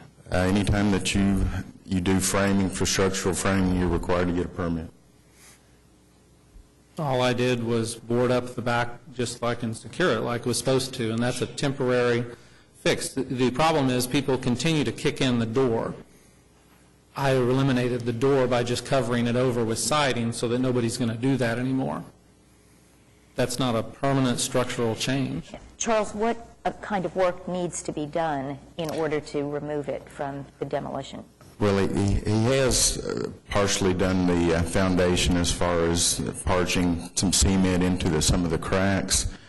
As far as we know, he's boarded over some of the issues that we showed last time, so we have no way of verifying that any of that's been corrected at this time. From this moment forward, there are 30 days before anything will happen. That'd be correct. Okay. Chris, I'm going to leave it on here. We've had you here an awful lot of times, so I'm going to leave it on Well, today. I've been here one time. You gave me 2 weeks to save the world. Just like he was saying, you can't be poking people like that. I'm just going to say that it's not dilapidated, and he can't stand here or in front of the judge over at the county that he'll be standing in front of and say that this property was a hazard to the general welfare. There's no way, because he's telling you, and if you listen to what he's saying, he's not telling you this was a hazard. He's saying, I don't know. Well, that's not a reason to tear down a house, is I don't know. We have 30 days in order to rectify that problem. But you have been here multiple times. You were here 2 weeks ago, but you've been here in the 2.5 years I've served on this council. You've been here previously. And you know how to work with staff. You know what it takes to get this done. And I'm going to leave it on here today, and you've got 30 days to demonstrate that this is not a hazard. I respectfully disagree with you and hope there are maybe some others on your council that might disagree, because this is not dilapidated. We're going to have to respectfully disagree. Thank you, Mr. Wood. Do we have a motion? I'd move approval. Cast your votes. Passed unanimously. On to item 8I1. This is a public hearing regarding dilapidated structures in the Historic Preservation Landmark District. There are 3 items. Those have all been deferred. They've all been, thank you. The 22nd. 22nd. That's good. And so 2 has also been deferred. Yes. Okay, so we're on to item 8J1, public hearing regarding unsecured structures. Is anybody here to speak under item 8J1? I see nobody. Move approval. Cast your votes. Passes unanimously. On to item 8K1. This is a public hearing and a resolution adopting the capital improvement plan for fiscal years 2011-2015. Do we have a presentation? We do have a short presentation. Craig Freeman is here, and one of the things, this was presented at the council last fall, and what we wanted to do is talk to you a little bit about the process that's happened subsequent to that. Thank you. We did bring the capital improvement plan to the council back in October, and then it's gone through a process of review with the Planning Commission. So we want to talk a little bit, just review a little bit of some of the information that we've covered before, but then also talk about the process that we've gone through in planning for the projects. The capital improvement plan is actually brought back to the council every other year to be approved. In the interim years, we do approve a capital budget, and that will update the next year's plan, but we don't come back to revisit the 5-year plan until the following year, and so it's approved every other year. It does require approval of the Planning Commission and has gone through that process, and we'll talk about that, and then adoption by the council, which it's on for today. As we go through and identify our projects, there's many different ways that projects, capital projects, are identified that are included in the plan.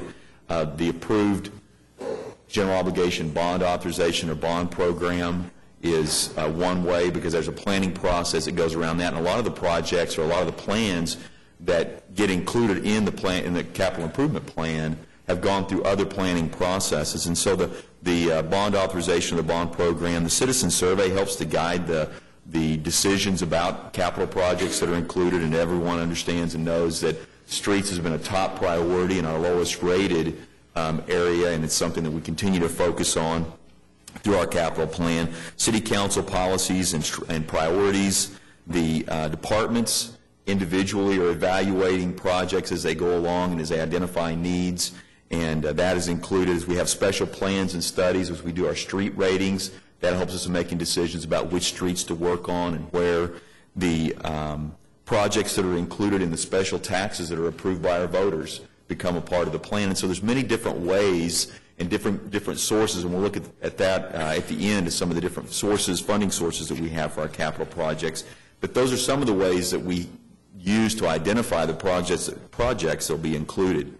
The calendar that we've followed so far to date You can see the departments prepared their plans and started working those actually about a year ago. It was back in February and March of last year.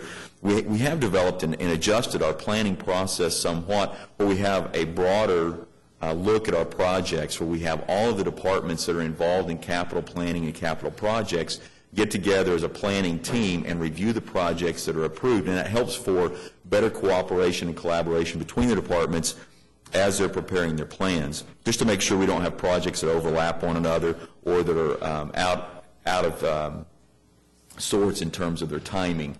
And the capital planning review then goes further to the city manager's office, where the capital planning team makes presentations of each one of the projects and that are included in those different departments to the city manager's office and reviewed by the city manager's office. Then in the late spring and throughout the summer, individual portions of the plan were introduced and approved by different trusts and commissions. And like the Parks Commission would approve the parks projects, or the Water Utilities Trust approved the capital plan for the water system, the water and wastewater system. After we get through that process, we came back in October. We introduced the projects to the council. The Planning Commission received introduction of the projects on October the 28th, and then has gone through several months, or a couple of months here of review. Part of that review has just been visiting with the municipal counselor's office and getting information from the municipal counselor's office on the responsibility of the Planning Commission in reviewing and approving capital projects in the capital plan. We also had some study session and discussions about our process, and they've asked for some adjustments in our process that I really think will improve the review process that we go through as we take it forward to the Planning Commission, I think even as we come back to the council the next time. And so there were some improvements and some discussions about the process, and then we're back for council adoption today on February the 8th. And then this next slide, this is just a slide that shows the various trusts and commissions that have reviewed and approved their portions of the plan. And so these have gone through. These are the ones I was talking about in the late spring and throughout the summer. The next slide will show a little bit about the process that we went through with the Planning Commission. The Planning Commission's review really is geared towards ensuring compliance with the comprehensive plan, to make sure that we're not planning capital projects that aren't consistent with the capital plan, the comprehensive plan that's been approved. And so the planning staff helps to provide that review, and it provides a staff report back to the Planning Commission as they go through their review. The Planning Commission then, as we said before, adopted the plan on January 27th. So that's a little bit about the process that we've gone through leading up to this point. This is just a couple of slides that we have looking at the various funding sources and the types of projects we have included in the plan. It's almost a $2 billion plan over the 5-year period. You can see that the trusts make up the largest portion of the plan, the trust funds, and the trust funds generally are funded with debt. Now, there are some some cash-funded projects, but a lot of times it's with revenue bonds that will fund the trust projects. The largest portion of the trust projects are in the Water Utility Trust with water and wastewater projects, and in the Airport Trust. But all of the projects are under the trust. The majority of those projects are funded even if they're funded with debt or they're cash-funded, eventually they're paid through user fees associated with the services provided by that trust. You can see the general obligation bond projects, the majority of which are infrastructure projects with streets and drainage, bridges, and traffic controls, are 25% of the plan. The special taxes, and those are the special sales taxes, but also the use taxes that are approved by the sales tax that's approved by the voter and then the voters, and then the companion use taxes with those sales taxes help to fund a significant portion of our capital projects as well. The grants make up about 3.7% of the projects, and that's majority of those grants are airports grants, but there's also some transit grants included in there. The unfunded portion is about 12%. Unfunded projects fall into a couple of categories. One of the challenges we've had in our capital planning over the years is that there's a real desire to get projects in front of the council, even though we haven't identified funding or we haven't identified the timing of when that project would be able to occur, and to get those projects out in front of the council so the council has that discussion and it's out before the public. And we've tried to trim that down as much as possible so that we're looking at a longer-term planning horizon of about 10 years where some of those projects that are needed in the future but we haven't identified funding sources can be moved out to the later years when it doesn't look like realistically they would occur in the 5 years. But there are still some projects that realistically it'll be a real challenge to get those accomplished in the 5 years of this plan, and some of those are still included in the capital improvement plan. But the majority of what we have ends up being projects where we've identified a funding source, but we approve that funding source annually. And a good example of that is our police and fire fleet replacement. Right now, we're using the city and schools use tax funds to help pay for police and fire fleet replacement. So each of the out years, we've included as unfunded for police and fire fleet replacement, although the plan is to continue using that source and then eventually move to using the MAPS 3 use tax funds to help pay for police and fire fleet replacement. So sometimes in this category, it will be projects that funding's identified, but we haven't moved forward on approving that because the council approves it annually with the budget. And that was a request of the council a few years ago when we started using the source, was that we evaluate that each year to make sure that's still the way that we want to fund that. Looking at the types of projects, you can see facilities make up the largest portion of the projects. This is because of the Maps for Kids projects, but also with the Oklahoma City arena improvements that were funded with the sports facilities tax. Airport projects make up a significant portion of this area also. That's the largest portion there. The utilities is primarily infrastructure with water and wastewater. It does include a small portion for solid waste management, but the majority of that is going to be the water and wastewater system improvements. The streets make up 15% of the projects. Under community enhancements, that includes riverfront redevelopment projects that have been identified. Many of those are unfunded, but they've been identified as projects that the Riverfront Redevelopment Authority wants to move forward with in the future. Also, we do have parks and recreation and golf course projects included in that. Mobile equipment is one more area that I'll point out here before we stop, that it's a small portion, but it's a really critical piece of our operations. It has so much impact on our operations day to day. It's about $95 million over the 5 years, and it includes police and fire, the general fleet, as well as the transit fleet. And so that's another significant area that we've got to make sure we're continuing to identify the funding sources and to fund the replacement of our equipment. And with that, I'd be happy to answer any questions on the plan. Thank you. Are there any questions? All right. Thank you. Do we have a motion? Okay. Entertain a motion? Cast your votes. Passes unanimously. On item 8L1, this is a revocable right-of-way use permit with Montage Festivals, LLC to hold the Bricktown Art Festival, July 23rd and 24th, 2011, Mickey Mantle Drive between Flaming Lips Alley and East Reno Avenue, Ward 7. And we do have a couple signed up to speak. Skip, how do you want to handle this? Is this one or two? This is one. 8L1. We have 3 people signed up to speak. Do you want to hear from them first? Well, my 8L1 has it's McNeely's St. Patrick's Day, so we'll flip over to the Bricktown Arts Festival.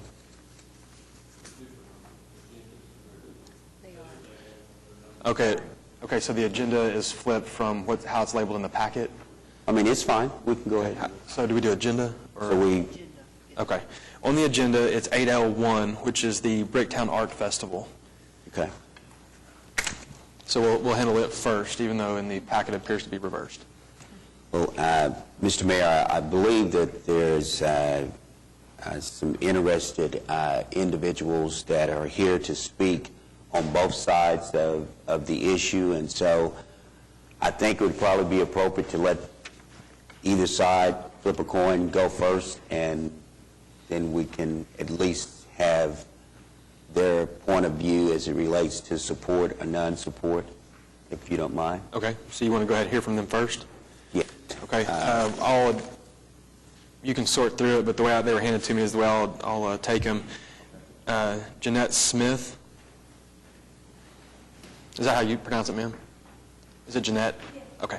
If you'll step up to the microphone, give your name and address for the record, and try to keep your comments to about 3 minutes, please. Okay.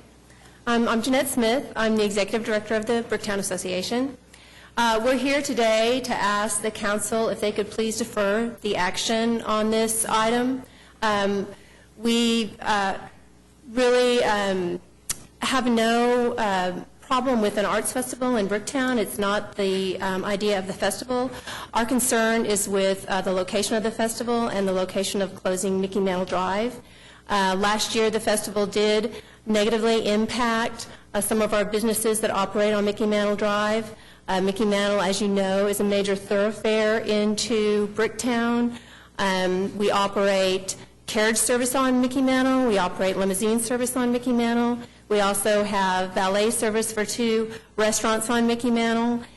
And so, and this event closes Mickey Mantle for 2 days. So it does impact those businesses on Mickey Mantle. Again, we like the idea of an arts festival. We just would like to have some additional time to work with Montage to see if we can't look at a different location or come to some reasonable solution on how we're going to accommodate our businesses. So that's what we're here for today, and we do have a couple of other folks to speak as well. Thank you, Mrs. Smith. The next one that is signed up is Ms. Ava Scaramucci. If she would like to step to the microphone, and please state your name and address for the record.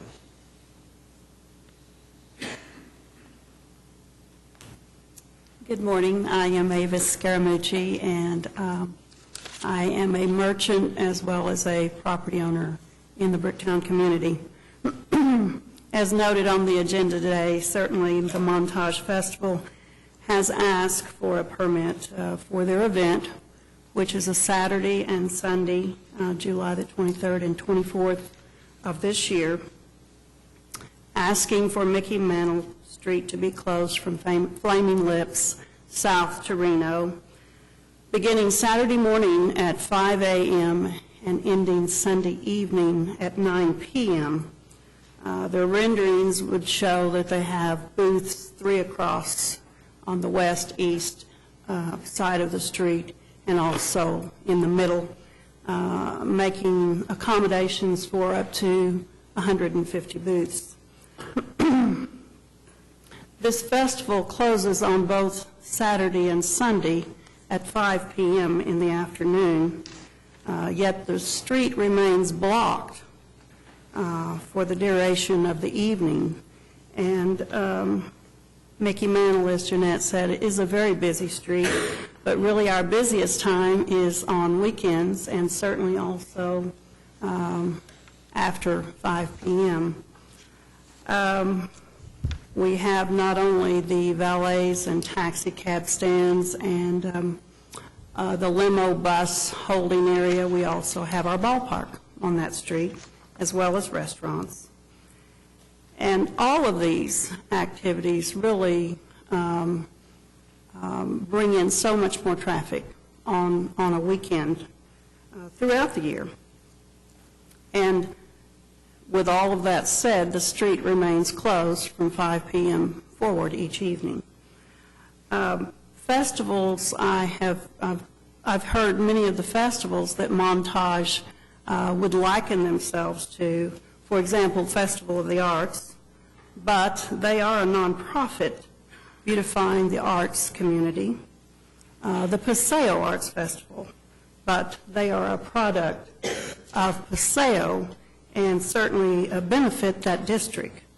The Arts Festival of Oklahoma, which is held at Oklahoma City Community College, now that is a for-profit activity, but it's held on their private property, so it does not interfere with anything else. The Mayfest, I believe this is in Tulsa, and it is community-created and certainly not a manufactured activity.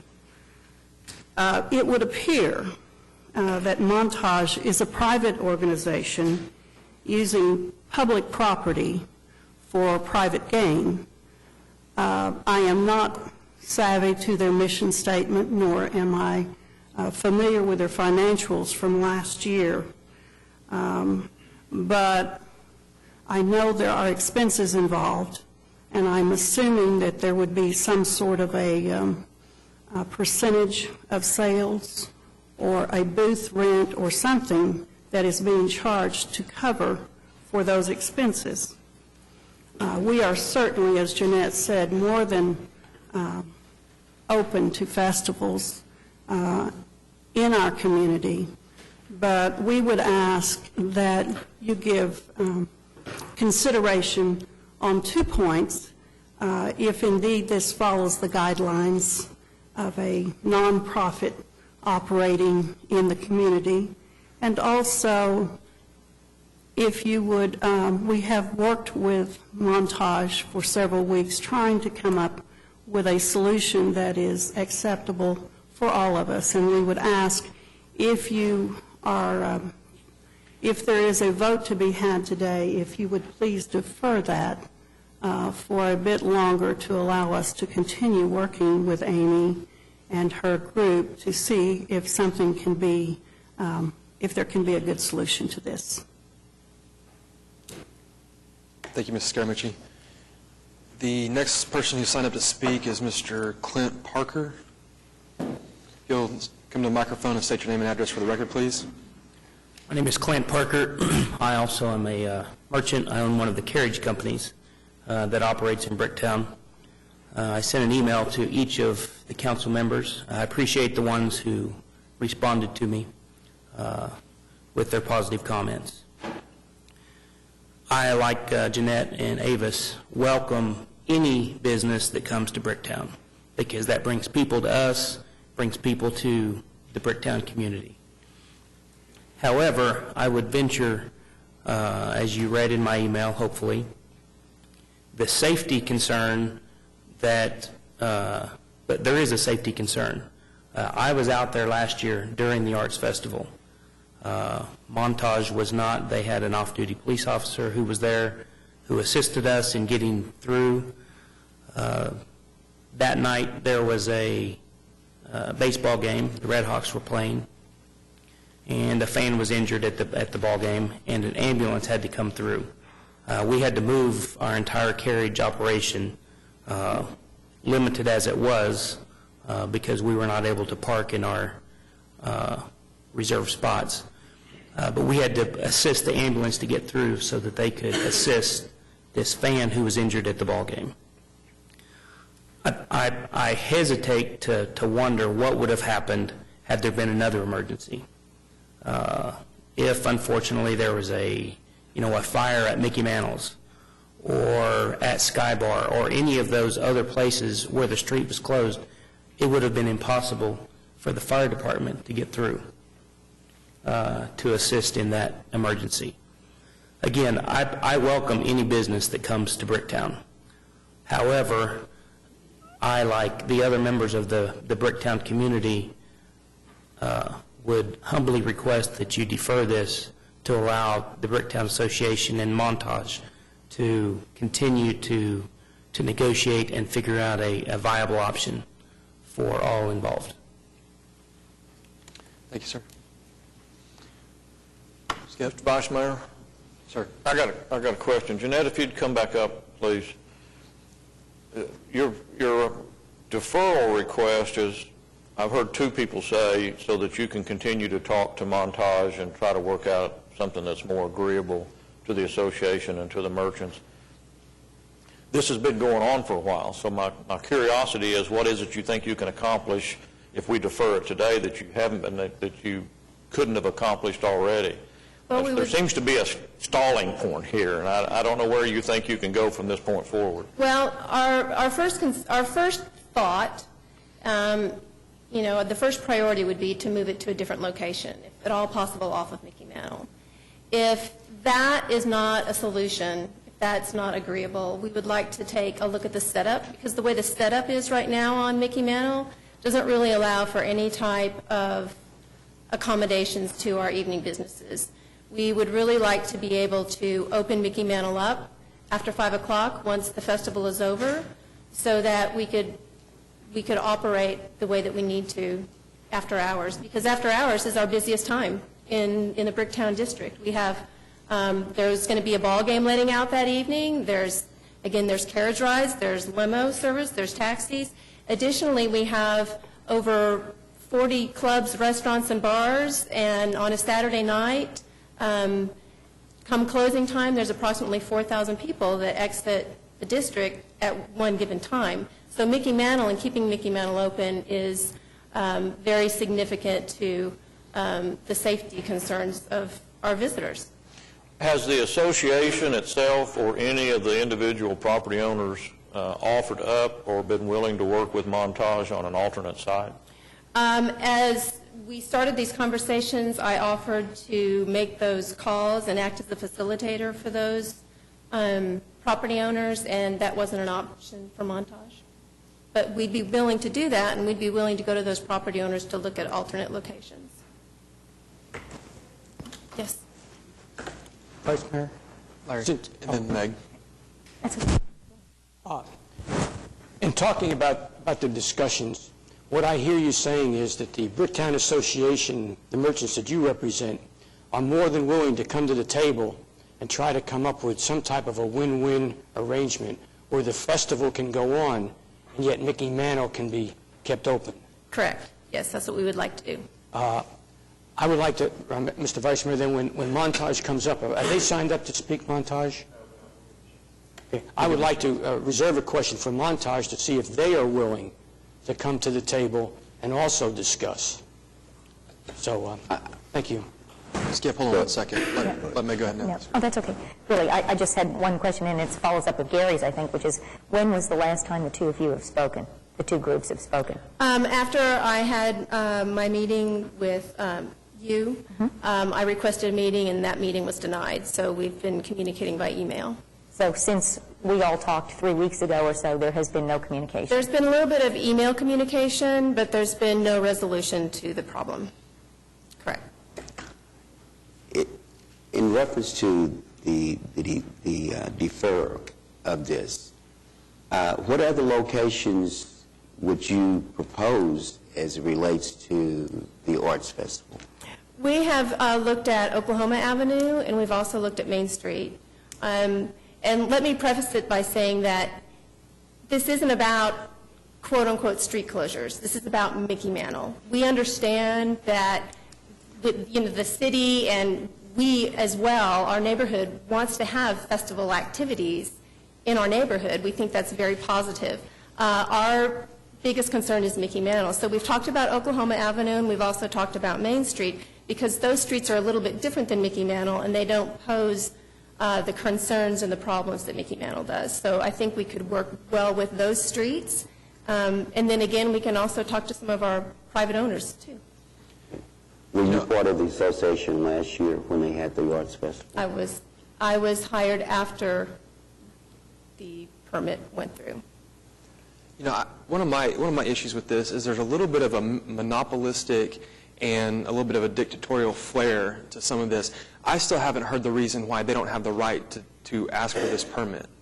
I mean, why do they not get to do it, but somebody else could be able to do it?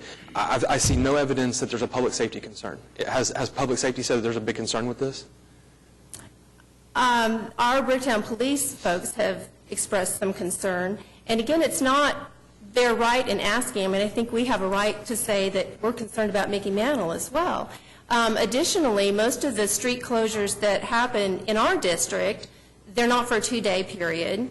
They're for a short period of time, and they're usually by some type of a community event for the greater good. And it's really not an issue of whether or not they have the right to. It's just looking at the street in and of itself. We don't have a problem with them closing another street. It's just Mickey Mantle that we're concerned with. I'd like to follow up on your second question, Vice Mayor. The matter of public safety. We have a staff recommendation that's favorable. Does that include or not include a consideration for the public safety of this event? Public safety has expressed some concerns after the recommendation came down. The question that we have that's probably out there is, what is our criteria for approval or disapproval of this? As we discussed this in the last couple of days, and we don't have certificate approval established for this. For example, on this permit, we did not go to the adjacent property owners and ask for their input into that. And that isn't in our procedure to do that. And if we were to shut down a street for a parade, obviously going and getting all the property owners to agree to that is a very cumbersome and difficult process, and so that requirement is not in there. And we were discussing that within the last day or two, that the criteria on that is a bit nebulous as to what we use for recommendations for approval or not. But staff probably did not have any specific criteria for the denial, but of course we weren't taking into consideration of disruption to that. Subsequent to that, and I think Chief City just walked in, and we might have him address some of the public safety issues that are out there in regard to it. Skip, could I just add, you asked other possibilities of locations. It hasn't been mentioned, but the ballpark, at no charge, has offered, to Montage, has offered their entire plaza to be used for the Arts Festival that weekend, which I think would be certainly a viable possibility. So it was, I have walked the plaza and I've walked the street, and the plaza looks like it probably isn't quite as accommodating as it might be. And this may be for Amy later, but I wondered if anybody had looked at the possibility of combining those two things and taking part of Mickey Mantle and the plaza, but leaving a lane open along Mickey Mantle that could be used in the case of an emergency or something, just as a potential thought. Well, and Gary, to your question, the reason for a request to continue visits is that's a new idea. And I think we're just hoping that with a cooperative effort that if we keep talking, maybe something will come up that has not been mentioned before. Chief, you want to? I think that's why we grant deferrals, hoping that'll happen. My question was more to what's going to make it happen when it hasn't happened already. I just don't know that that's going to happen. Chief, you want to go ahead and speak to the... I think the primary issue with the Bricktown staff is just traffic flow. It's not as far as safety issues, except if you were going to, we talked about possibly providing, using the plaza and using maybe 2 lanes of the street and shutting the street down during the festival, and then opening up in the evenings. It does end at 5 o'clock to help accommodate some of the carriages and traffic flow through that area. But their concern was with all the construction, with the downtown construction, things like that, that it does help accommodate some of the traffic flow in and out of the area. So the ideal situation would probably be to not have to shut the street down under ideal conditions, but in lieu of not having another location, maybe we were talking about maybe a compromise where you could shut half the street down possibly and use some of the plaza, and then maybe open up 2 lanes in the evening to accommodate some type of traffic flow. That would be one compromise. But really the issue was just strictly traffic flow. It does help, but can we make it work if the street's closed? Yes, we can make it work if the street's closed. But that's not the ideal situation. Any other questions? Skip, do you want to hear from Montage? Let me just ask, Chief, the concerns that your staff have, I mean, when staff recommended this, did you all have input in reference to their recommendations when this was being studied? Usually the staff does. I can't tell you, chronologically when we became involved and gave a recommendation, but at some point we did, and the staff said that it would be detriment to the traffic flow in the Bricktown area. I don't know at what point in the process that they were involved, but usually, yes, we are involved in that. Chief, is the closing of Reno for basketball games, is that detrimental to traffic flow as well? The closing of Reno in front of the Ford Center? No, not usually. I mean, ideally, it would be it'd be great if that street could be open, but the public safety issue with the number of people in the street far outweighs the traffic flow issue. Okay. Pete, did you have something? Well, I want what he's finished. I'm wondering if we could propose our own compromise, and that is, can we amend the permit today? Can we approve it in an amended fashion? Yes. I mean, we ought to hear from them before we go further, but it seems to me that moving it to another site is probably not, if I were them, I'm not sure either of the other two sites would make as much sense to me as Mantle does for all the same reasons that you love the way Mantle works in Bricktown. I can see that's another reason they'd want to be there.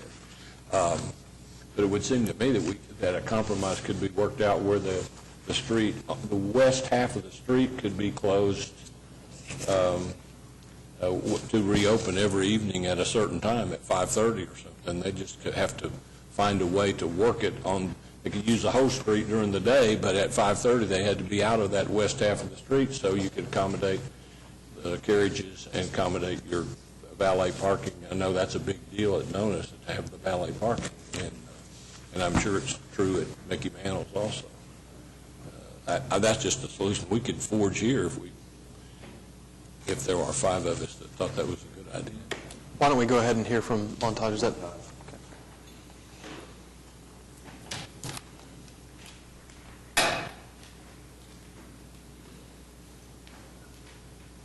Good morning. Good morning. If you'll state your name and address for the record, please. My name is Amy Reese, and my address is 2609 Wood Hollow Trail. And I'd like to just start by saying we would like to work with the Bricktown Association. It's just been rather a struggle. We had the festival approved last year, and it was absolutely beautiful. Mickey Mantle was picked because it is beautiful. Not just because of that, but it is large enough to accommodate the size of festival that we're trying to provide for Oklahoma City. As far as the limo service and the carriage rides and the taxi drivers, we did not, and we're not aware of the carriage services that were down there on that street. We were not told of that when we signed up. And because there was not good communication with the Bricktown Association, we were not informed. I was down at the festival till 8:45, I believe, that night. We did allow the carriage to go through, which did pose a risk to the people who brought their art down there. The other thing I want everyone to look at is when we put in for the permit, we put in for the permit to close a street. We have to provide a certain amount of insurance to have a closed street for an arts festival.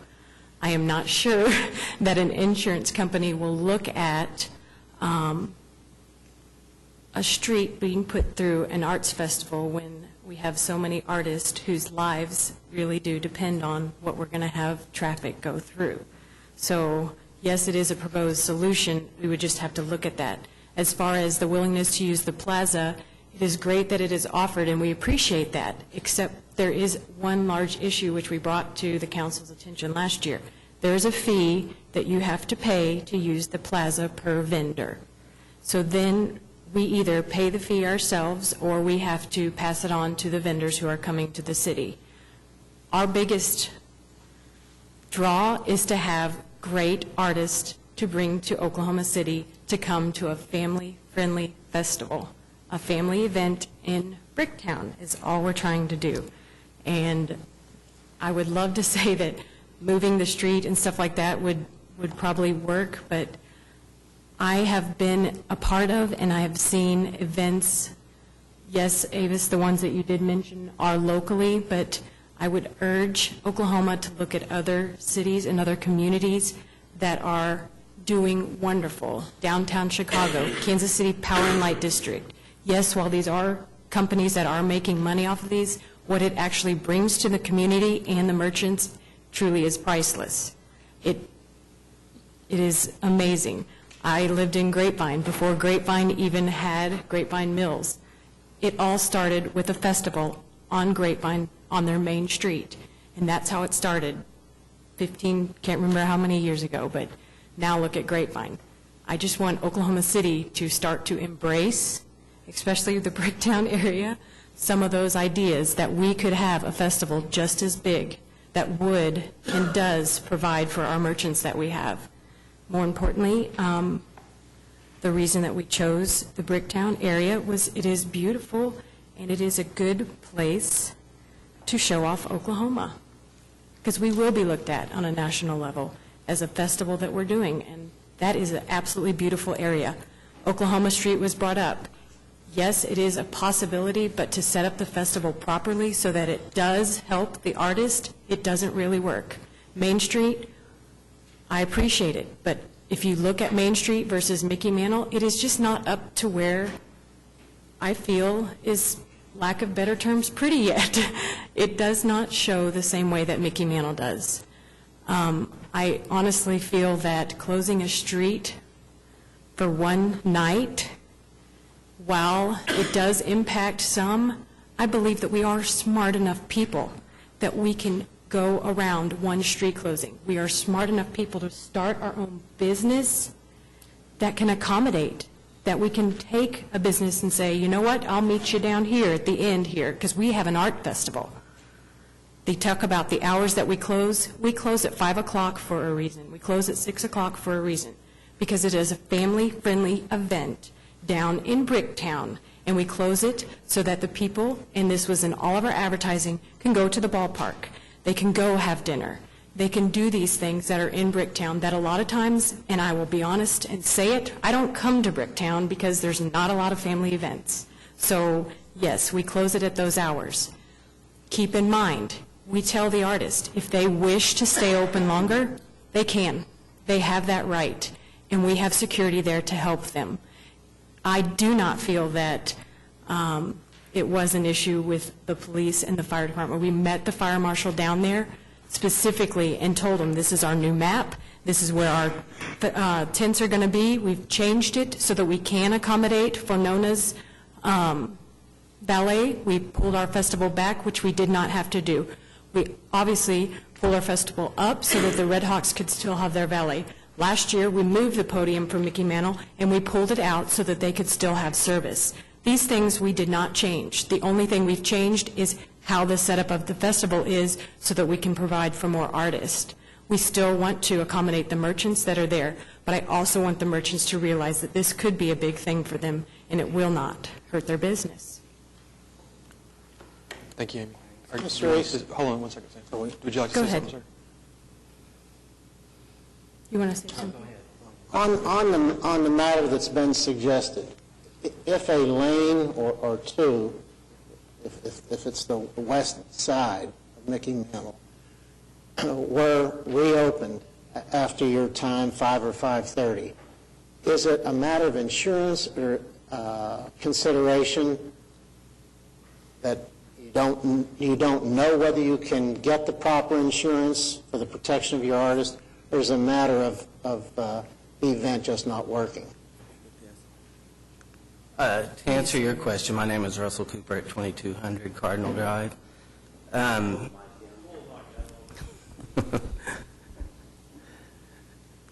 I've been in this business for 17 or 18 years. I can answer any kind of technical questions. To answer your question,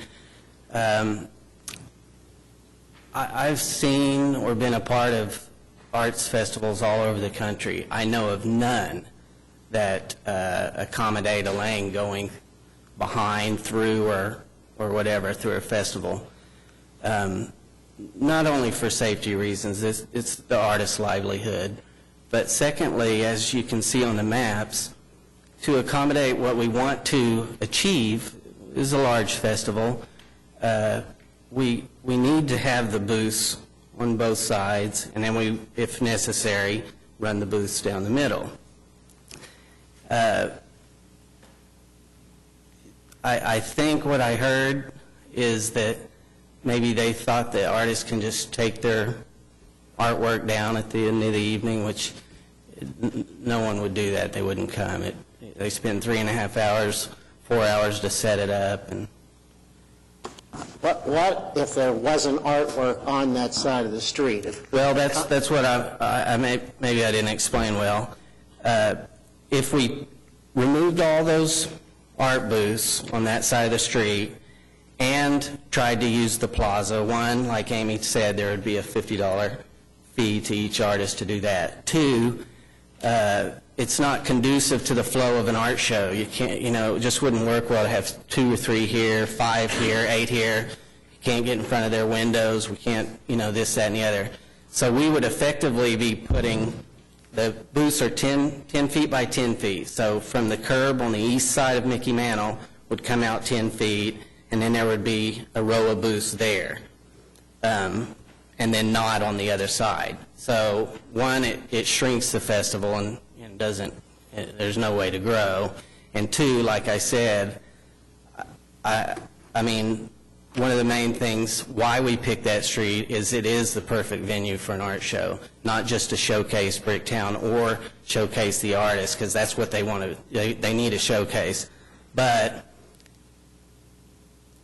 all the concerns that they've had from day one have changed. We've tried to address every concern. The reason why Oklahoma Street doesn't work well is because, and I'll preface it by this, choosing Mickey Mantle, the width of the street, allows us to grow.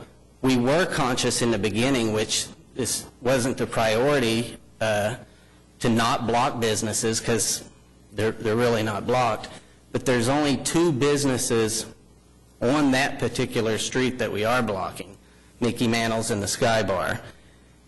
Oklahoma Street has many more businesses, and the width of the street is divided by a median, doesn't allow it to grow. The aisles are real thin. It just doesn't work well. I'll take any other questions. If I could just try to clarify something, is the $50 fee you're talking about per booth related to the outdoor sellers ordinance? Right. Because that has been changed. Well, I reread that, and I couldn't quite figure out exactly. Does it mean that it's in effect? Does it not mean it's in effect? I don't know. We replaced that ordinance with a new ordinance that has a sliding scale fee based on the number of booths you have. Okay. So I think you need to go back. I did see that, but let me address this. They've proposed the plaza a few times, and I explained to them in the meetings that the problem with the plaza, it's not going to achieve what we want to achieve. You know, they wanted a few booths over here, a few booths there, and a few booths out there. Well, it doesn't look like a big professional city festival. I mean, and we tried to explain that to them. Plus it becomes, at that point, you have to, one, hire more security, and it does even become more of a safety issue because you have the booths up on the plaza, and you have to have security then at both ends to accommodate just the vendors that we had last year. And it just doesn't flow whatsoever. Could I just clarify one other thing? Okay. Your vendors are all in booths that are canvas or vinyl or whatever that do close. I mean, Right. They're not open to the element and No. open to the artwork. Right. So in terms of security, somebody would have to, you know, break into one of these booths Right. in order for there to be a problem. Which has been my experience. Like I said, I've been in every city, at every festival, been a part of them, been, all aspects of them. It rarely happens. I don't know why. The artwork, they look at it, I don't know. But we do hire security for that. Before we go on, I'd like to just make a comment. Most of the time when this council gets into the mode of trying to negotiate between two parties, it's because the party making application has asked for an exception to the rule. I have not found at this point you asking for an exception to the rule. You've gone through the process that we have in place to close a street, and you're telling us that this is the way the business works. I'm not in that business, but I'll take your word for it. I can see the logic behind it. So this is how it needs to work to make it successful. You've gone through the process to this point exactly the way we have it outlined. It is a little inconvenient for somebody, but this is our process. You have not asked for an exception to the rule, and I'm trying to figure out why we're negotiating. I don't understand that. Well, that's my frustration also. We've been over everything, since last year, and then when we went to the first meeting, this is going on into the third month now, and the carriage riders' concern about the injury to the ballpark, I was there. It was a fire truck that went down through there. Everything was fine. I spoke with the fire marshal to ask him about booths down the middle. Is this a problem? And he met me down there, looked at everything, and he said, absolutely not. We're fine with it. At the very first city services meeting, they asked the police that were involved last year, was there any problems? No, there were no problems. The nice thing about Bricktown in that area in particular, you can park your vehicle in a parking lot, walk anywhere, to facilitate the traffic from the ball game leaving. Most of the people park on the Joe Carter Avenue parking lot. There's not a parking lot around there. It's very easy to navigate around there. I mean, you go around the block. It's very simple, but you're right. We have followed all the steps. We've addressed the concerns, tried to explain the business, and time deferral is critical. We have to sell the show to the artists. The artists make their plans of where they're going to go, how they book their show, everything. This is just one more thing. I mean, it's always this or always that, and I've tried to explain that we took, even from the very beginning, from the first festival, we took into consideration, wow, this is easy to navigate around. I don't care what time you're leaving. If you're leaving any place in Bricktown, you're not parked where the festival is. So everything that's brought up to us, we try to address, try to explain, and like what was mentioned early, time will only hurt the festival. Well, I think it's, I mean, for me, it's pretty clear cut. Skip, what do you want to do with this? Skip, hold on. Let Larry, Larry, Sam, last comment, and then Skip. There have been some concerns. There were some concerns last year over this. I have a real concern, from what I have heard, that there have not been discussions in good faith between you and the Bricktown Association, who they represent, as far as working out an amenable situation. And if I heard correctly, I heard that the last meeting was 3 weeks ago. Now, maybe I picked that up wrong. Well, you heard that right, but that's not correct. Have there been any meetings going on, or has everything been handled through email, and have those emails been intended to come up with a solution or to dig your heels in and say, we're not going to compromise anymore? Well, no, not at all. In fact, Amy's been to the Bricktown Association meeting. We've met privately. We've met at a street department, facilitated a meeting. We've had numerous phone calls, numerous emails.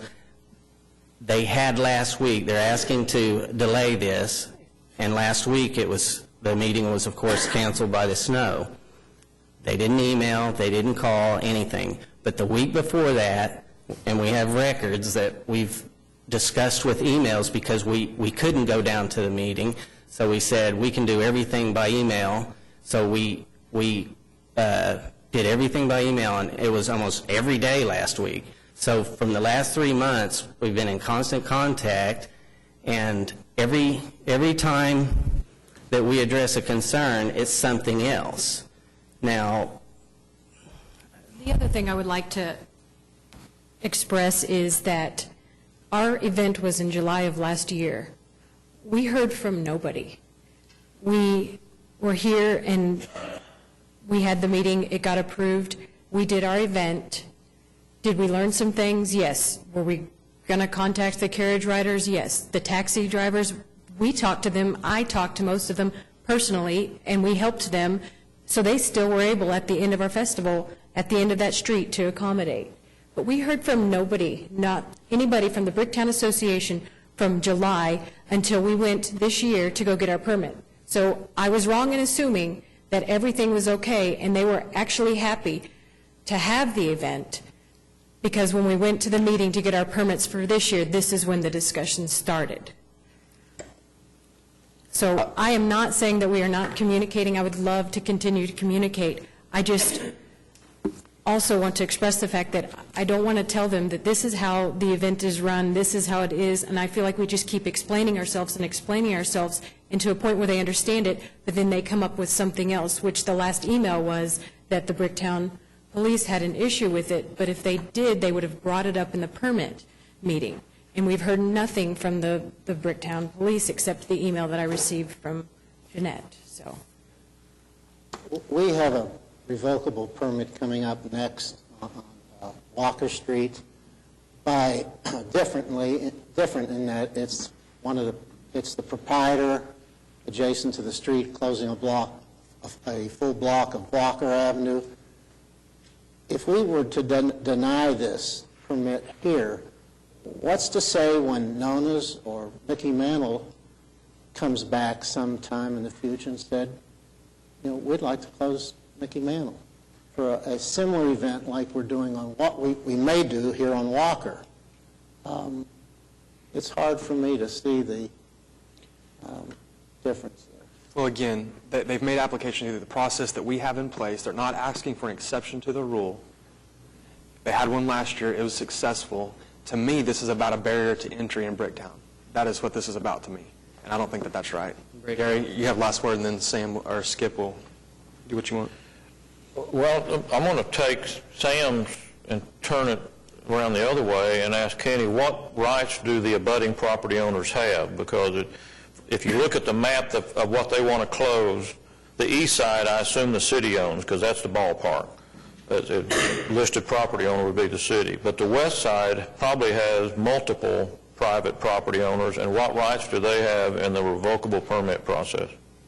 The abutting owners under Oklahoma law actually own to the center of the street, subject to the city's street easement, and the street easement is for pedestrian and vehicular travel. So when you're doing one of these festival permits where you're going to set up a fixed location, in contrast to, say, a parade, which is more of a pedestrian use of the street, because they just walk or drive along, you really should have the cooperation of the abutting owners where you're going to close the street, because the abutting owners actually own to the center of the street, subject to the street easement.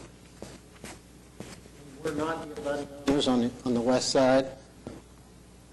That's my understanding. I don't know. We are. We are on the east side for sure. What about the west side? We are not. On the east side is the ballpark, and yes, the city is the holds the ground title on that, subject to the lease provision. What owners would there be, Joe? On the west side? Mm-hmm. Well, there's... Whoever owns a JDM building would be one of them, and then Mr. Brewer owned a piece of that along the canal at one time. I don't know if he still does or not. Yeah, I don't know. But it would be the abutting owners who should object to it, because they're the ones with the interest in the street in addition to the city. And if they haven't come forward, then, right, then we wouldn't necessarily have to take that into account. Correct. This is, it's unfortunate that, we have such a beautiful part of this city that everyone wants to be a part of. It comes as a very difficult decision, and as it relates to all the parties that's involved, and that, everyone should embrace, anything that is new and vibrant to the city and to the area to show that we have some diversity as it relates to Bricktown. I am just a little bit appalled as it relates to these conversations about good faith. We all are grown people, and I don't think we should be sitting up here trying to determine whether or not how many times, the Arts Festival met with the Bricktown Association, and where did they meet at, and what was the conversation, and what was the outcome of the conversation. As the mayor said, we go through a process, they make the application for the permit, and at that point in time, there should have been some challenges to it before it was approved by staff. And then it puts us in a situation of sitting here and trying to make a decision as to, do I believe you or do I believe you? And I don't want to be in that situation. I do remember, as far as this good faith conversation, that last year we didn't hear not one complaint from anyone when this application was made. And only until the day that we came to council, it came up on the agenda, where we were surprised by one of the spokesmen from the Bricktown area objecting to it. And that was the first time that we heard anything about it. The very first time was the day that it was on the agenda for the vote. And, you know, it took us all by surprise. And based on what happened last year as far as the success of the event, you know, I mean, whatever could be done in reference to the civility of respecting the parking, respecting the carriage. You know, at one time there was somebody talking about the limousine. I don't even see the limousine people here.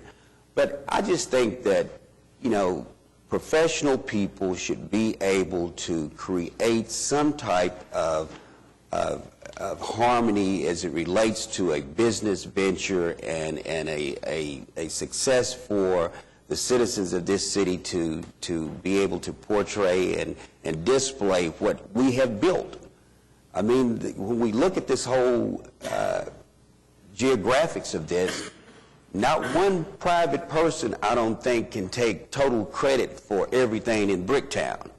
I mean, without the city of Oklahoma City and those that was long before me and the vision they had in reference to the development of Bricktown, you know, that was a partnership. And I think we ought to, you know, go forth with the continuation of this partnership, is that you have businesses and you have private, and whether or not it's profit or non-profit, I mean, everybody is in the process of making something out of what you do. And so I just think that, you know, we have to go with the process. And I think the process has been vented. I think they have did what they were asked to do. And, you know, if there's anything else, I don't know what else to do. I just would move it. Excuse me, we have a motion and a second. I can't imagine anything else that needs to be said. Ms. Scaramucci, could you keep it to about a minute? Okay, all right, go ahead. Thank you. Go ahead. No, go ahead.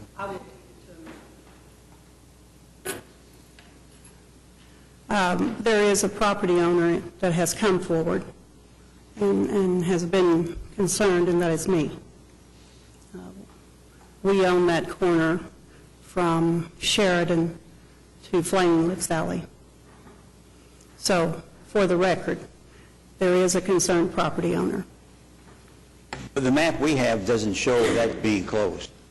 The closure is south of the Flaming Lips Alley. And so it was mentioned that there was nobody that had come forward. And I just want to mention that whether it's closed on my property or not, it certainly deters valet. And just for the record, that I am the property owner on that corner. And also, Skip, to tell you that we were remiss last year, and I do apologize for not coming forward sooner, but we did try to correct that this year by meeting early with you and Meg and Patrick, I believe. Is that correct? Thank you. Thank you, Mrs. Scaramucci. We have a motion and a second. Cast your votes. It passes by a count of 6-2. Can you need those again?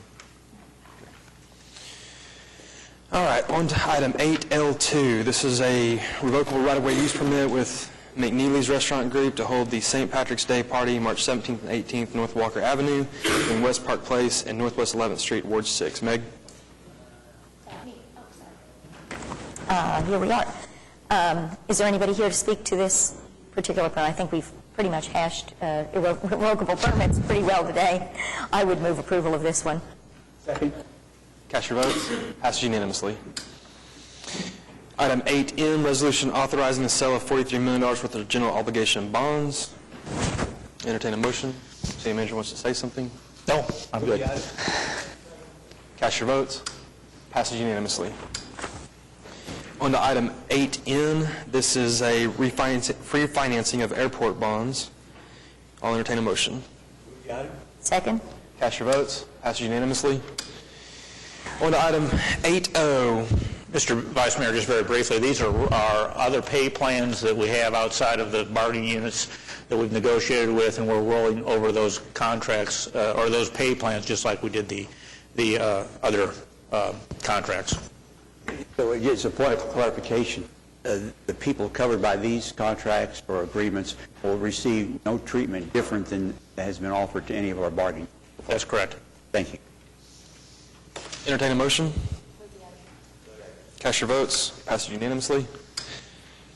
On to item 8P, resolution extending the general that's a companion item, I guess. Well, yeah, it's another pay plan. So. Okay. Cast your votes. Passed unanimously. On to item 8Q, resolution with the Oklahoma City Municipal Facilities Authority. Do we need executive session? We do not. Entertain a motion. Cast your votes. Passed unanimously. On to item 8R, claims recommended for denial. Is there anybody wishing to speak under item 8R1, claims recommended for denial? Mr. Vice Mayor, I have a question on item Claim B.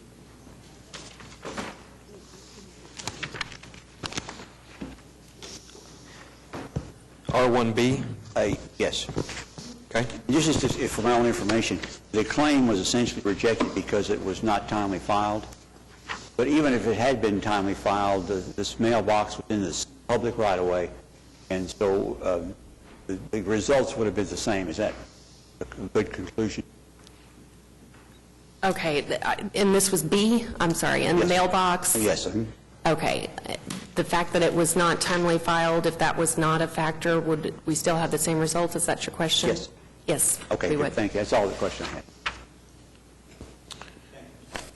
Yes, sir. Yes, ma'am. Yes, ma'am. Which item were you can just use the microphone. You don't need to stand up. Okay, item C. Item R1C, Carla Morgan. Yes, sir. I'm Yes, Ms. ma'am. Morgan. I'm a property owner at 1624 Northwest 15th Street. Hold it just a little bit closer, ma'am. I'm a property owner at 1624 Northwest 15th Street. Yes, ma'am.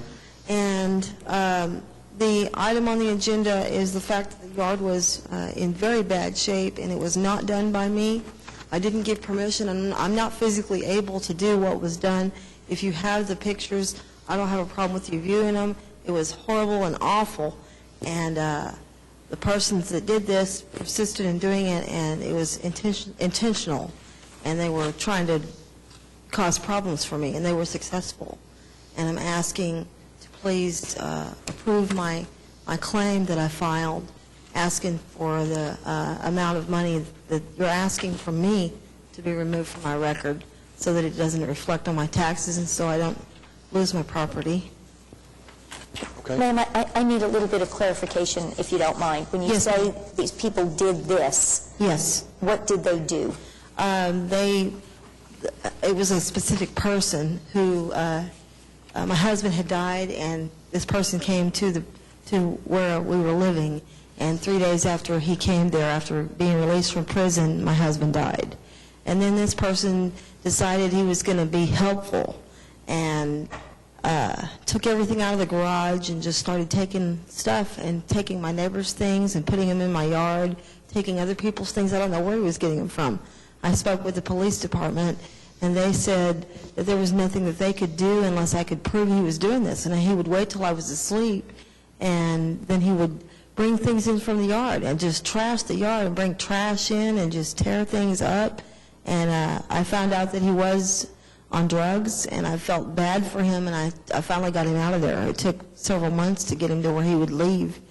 And when he left, my daughter went with him. But I got the yard cleaned up, and I assure you it will never happen again. If I have to live alone, doesn't matter. But nobody's going to come in and trash my yard and make it to where I'm a eyesore to the city, because I'm a property owner and appreciate the ability to own property and am responsible. But it's my, well, go ahead, Skim.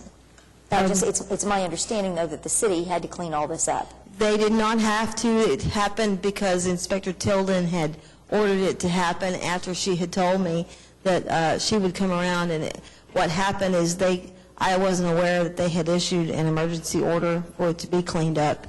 And I was physically exhausted from going out there and doing what I could do. And when I finally did get them out of there, I wasn't able to get it cleaned up fast enough for the third time. I had already paid people twice to come and help me clean it up. And Inspector Tilden went ahead and issued a work order, and I wasn't aware of it. And I just didn't know. It says 3 lawnmowers and plywood, and a washing machine. Yeah. Were these items in your front yard? No, they were in my backyard. All this stuff was in my backyard, and the whole right-hand side of the yard was completely cleaned out, there was nothing there except my stuff that I needed. And what was on the left by the gate, where you walk to the backyard, was a bunch of stuff, debris and junk, ready to go out for big trash. So are you saying that you lived at this residence? Yes. And when they came out to clean the property, you were there? Yeah, but I was asleep. I was unaware that they had come in, and when I woke up, the warrant officer had left. I was not aware that they were there. The person who answered the door didn't give me the courtesy to wake me up to say, hey, this is the property owner. You need to speak with Ms. Morgan. Because I would have talked to him. Even the warrant officer himself said, hey, half the yards, what's this for? This really doesn't need to be done. But since there's no one here to protest it, to say, hey, can you please not do this? I'm waiting for big junk, is what I was doing. I was waiting for big trash. Ma'am, to go ahead and get it out there. Let me make sure I understand this. Okay, so somebody placed something in your yard. Yes, several things. And the city came out and told you needed to clean it up. It didn't get cleaned up for whatever reason. They came out, removed it, and they placed a lien on your property for $2,505. And you're asking basically to have us pay a claim to neutralize that amount. Is that what I'm asking? I'm asking to have this money removed that you're asking me to pay, because I had told Inspector Tilden with the city the situation about my husband dying, and that this kid that was staying at the house, he just wouldn't stop bringing stuff in the yard, and nobody seemed to understand. I couldn't get any help. I couldn't get him out of my house. Did he have a truck? How did he get a washing machine to your house? At one time, he did have a truck. I don't know how, and I would come in the next day, I would go out there and look, and I would say, hey, how are you doing this? Why are you bringing all this stuff into my yard? My neighbors were angry because he was stealing from my neighbors, and nobody could catch him. I couldn't. Do you want to hear from staff and get their Yeah, I would like to hear from staff. Let us hear from staff and just kind of get their side of it, please. Yes, Charles, somebody can I hear from staff? Yeah, Charles and Amy are back there talking about it. I'll tell you that basically we're passing around the photos so you can see what the property would look like. Essentially, it was just a lot of debris and junk that was in the yard. The city basically gave notice to have this stuff removed, and when it wasn't done within, I believe it's 10 days, the city got a contractor to do that, to remove all these items from the yard. The three additional items that the claimant wants $430 for were 3 lawnmowers, 2 sheets of plywood, and a washing machine that she apparently wanted to keep, but they were mixed in with the other things, and the people were moving it. When one of these work orders is issued, is there any consideration into the actual ability of the property owner to physically take care of whatever we're asking them to do? No, there's not any consideration. I asked them that, and they said, no, I'm the property owner. I'm responsible for it, period. That was the end of it. Charles, go ahead. Actually, the case started in July. Yes, it started July 13th. We extended it out several months, and it wasn't even cleaned up until September. The inspector tried to work with her. She went past several big trash pickup days, and the property just was not cleaned up. Well, and I understand that. I'm just trying to get to the point of she's obviously not able to drag a washing machine to the curb. So I'm just wondering if we give any consideration to that at all. We don't give any discretion. We usually refer to some other organizations. If she can qualify, they'll help her, but they have to make that call too. Did we do any of that in this case? Did we make any kind of referrals? Or I'm not familiar with the inspector gave her any information or not on it. There was no referrals given to me. There was no, and I asked for help, and there was no help offered. But how did we miss a couple of big trash days? This is obviously big trash. It was July 13th, and when Inspector Tilden first came and talked to me, the yard got cleaned up 2 different times. So it stayed on the city's agenda from July 13th because it kept being trashed over and over, and the guy kept doing it over and over. That's why it stayed on staff's record, because of the fact that it kept staying the way it was, and he kept bringing stuff from I don't know where. And I couldn't get him to leave our property. I had to have him leave by force. Charles, we provided the appropriate notice that we were going to do this, Oh, yes. and it's very clear on that notice that when it's removed, the city Yes. will.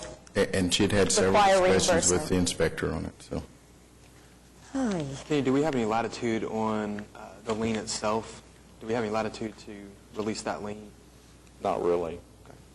I mean, Nick, what that's do the you wanna fair do? question, is what ability do we have? And the city has paid the contractor to remove the debris, and so I don't believe that we have any latitude to remove this lien. As difficult as all of the circumstance we've just heard today is, the city has in fact advanced that money on your behalf to clean the property, and so I don't know that we have any other option. No, really, the property owner's option is, once they get the notice, is to go out and try to get it done at a lower cost than the city would be doing it.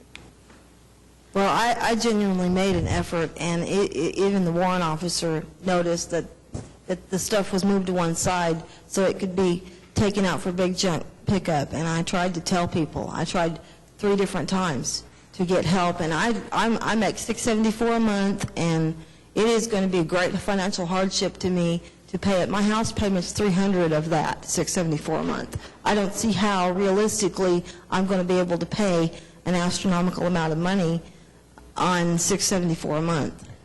Ma'am, I think what I would like to do, if we had the ability, would be to deny the claim and release the lien. But our attorneys have said that we don't have that ability, that we are responsible for taxpayer money. We advance that to clean it up. I don't know exactly how it works, but... Well, can I do community service or something in lieu of that? Can I work at one of your offices, answering your phone, doing something for you? Because I am disabled, I literally do not have the money, and I will gladly give my hours and my own voice and my own time to file things, to talk to people, whatever you want me to do. I'll answer a phone 5 days a week until that money's paid. My question here is going to be to legal again, and are there any, what kind of flexibility do we have in payment options? And I'm not suggesting employment necessarily, but what kind of opportunities might there be? As far as payment options, technically under the statute, the property owner is also personally liable for that.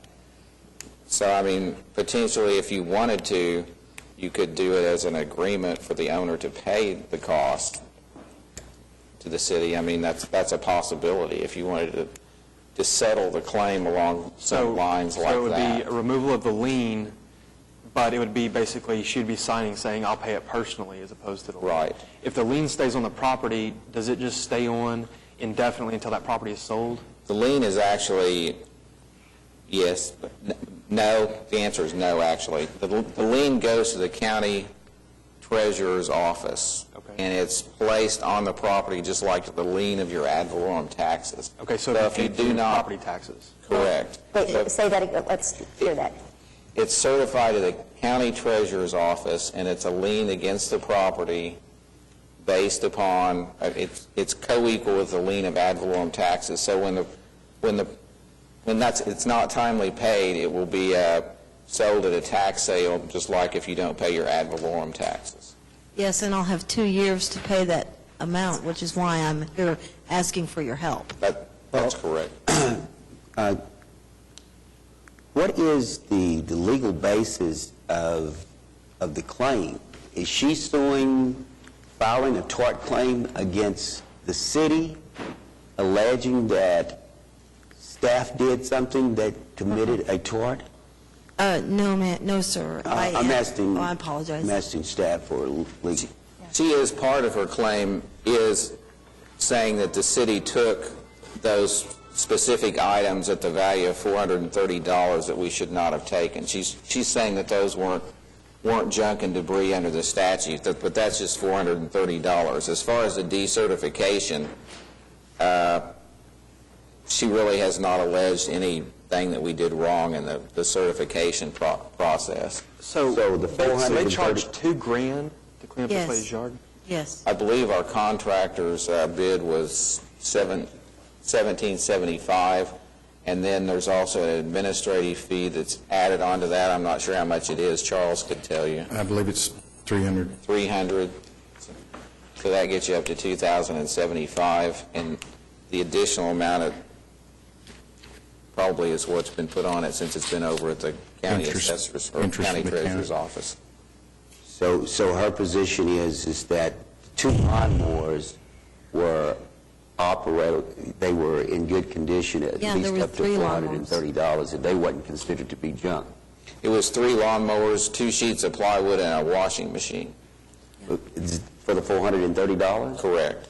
So the washing machine was working, Yes, and they took it anyway. and it was outdoors? And it was outside. I was in the process of getting people to come over and put the plywood inside in the house. The flooring needed to be replaced, and part of that plywood was subflooring.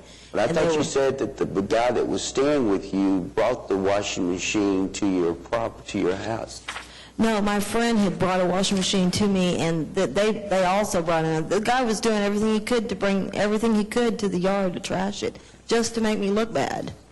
In an effort to kind of wrap this up a little bit, my guess is if we denied the claim, This is terrible. but, and didn't worry about what was taken as far as the washing machine and the lawnmower go, if we were just dealing with just the lien, that would probably be acceptable to you. Yeah, that's fine. Is there any way, if once we deny this, that we might be able to talk to this lady and see if there's something other than just throwing it on and having her pay it over 2 years? Is there any option there? Or are we just kind of stuck? Sir? She could file a lawsuit. She can file a Well, but filing a lawsuit is going to turn around and incur a lot more expense that is I agree. unlikely to be possible to deal with. Meg, how do you want to handle it? I'm at a little bit of a loss. This is a complicated situation. I mean, if you want to give the property owner the opportunity to pay it off as her own personal debt, we could do it. We could set up a payment schedule, and that could be Correct. done over several years. Yes. I mean, that would be my preference, would be to Absolutely. figure out a way that this could be dealt with So on a why don't we defer this for restricted 2 weeks and see if we can have the legal department work out a different repayment schedule with the claimant over time, and see if we can reach some type of an agreement on that. income. That would be very acceptable to me. Ma'am, here's what so you'll understand kind of what we're doing. Okay, we're not going to address this today. We're going to defer it for 2 weeks. Okay, which would be the 22nd. Thank you. On the 22nd, we're probably not going to approve it, but we're going to take 2 weeks and try to work out something so it's not just an astronomical amount that you're stuck with. Okay, so. How do you want Councilwoman Salyer to get a contact phone number, and is that how you want to do it, or what? Amy can Sir? do that. Yes, Amy ma'am. Harrison. Before we do this, Mrs. Loy here, she is my we both own the property, and she helped me purchase this. She would like to speak. Is that all right? I don't think it's necessary, because we are really bending over backwards to do everything Okay. we can to help you. So please don't be upset with it. We're going to do everything we can to try to make this as easy on you as possible. Ms. Douglas, behind you, I'm sorry. I'm sorry. Our city attorney is going to talk to you and try to work out a schedule. Do we have flexibility in waiving? I'm sorry, Amy. Amy Harrison. I know. I drew a blank. I apologize. Kind of embarrassing on TV. But we're going to try to work with you. Ms. Harrison is going to work with you. Can we waive the $300 fee and any of the penalties associated with this? I believe the $300 fee is by ordinance, isn't it? It's set by council, actually. Yes. Really, you shouldn't waive the $300 fee. However, when we decertify that, the additional charges that have gone on it over there will automatically come off, and you can settle for just the amount of the contract and the administrative fee. Okay. Ma'am, we're going to bend over backwards the next 2 weeks to try to get this straightened out, so just be in contact with her, please. Thank Okay? you. All right, Thank you're you. very welcome. Thank you You're very welcome. much. I'll entertain it.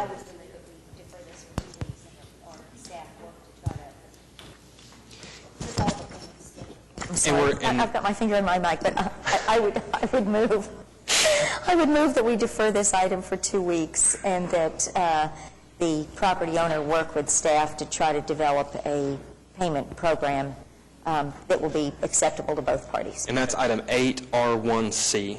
Ms. Carlin. 8R1C. Can I get a second? Got a second? Cast your votes. Passes unanimously. I'll entertain a motion on the rest of the denials. Cast your votes. Passes unanimously. On to item 8S1. This is also claims for denial. This is the second week that we're dealing with here. Is there anybody wishing to speak under item 8S1? Seeing none, I'll entertain a motion. Got a motion and a second. Cast your votes. Passes unanimously. Item 9, items from council. Gary is not here, so Sam, you want to get us started? Thank you, Vice Mayor. Seeing as the struggle we had with this last case, I just ask if we could look into the, in the inspection or the citation process when we determine that it's someone that could use, because of their disability, whatever, could use some assistance, that we perhaps might formalize a referral, not who the referral goes to, but some kind of referral. I understand from Charles we do it when we can, but if we just were able to formalize that. Maybe when we're putting the notice, something that says if you contact 211 or... Yeah. I mean, we can all sit here now, second guess, and say Community Action Program would have been an ideal agency to call, but that's past time. Yes, something to that. Just one other lighter mention, Vice Mayor. Jim, on your manager's report with the bike share program, with the installation, it looks like 75 bikes in the downtown area, Central Business District, Bricktown area. I really appreciate the foresight in staff getting to UCO and building their oversight into this program. UCO has run a very successful program on campus similar to this, and have had the experience of buying the right vehicles, bicycles that can be maintained and are low maintenance, but can be maintained in a way that they can be kept on the street and reused. So the idea of building them into some oversight monitoring capacity in this program, I think, was very good foresight, and appreciate that. Larry? Just like to thank the Northwest Chamber of Commerce for a very great accolades banquet they held a couple of weeks ago. Under Jill Arrington's leadership, the Northwest Chamber has really reached out and taken the support of small business people in Northwest Oklahoma City to a very high level, and congratulate them on their efforts. Thank you, Your Honor. Pete? Nothing? Meg? Just a couple of things. I'd like to thank both Miller and Heritage Hills neighborhood for having great meetings last night. I was at both locations, and manager, this is important to share with your staff, but at both places I had so many compliments on the city's recovery from this last snowstorm, and we don't hear that all that often, so I want to really highlight that. I appreciate that. Thank you. It was very heartfelt and a big change from some previous experiences. And I also had the privilege of attending yesterday. The Plaza District had a planning meeting with an outside consultant that's really helping them kind of refocus where they take their next couple of years. And it was a really well done session, and so congratulations to everybody at the Plaza District.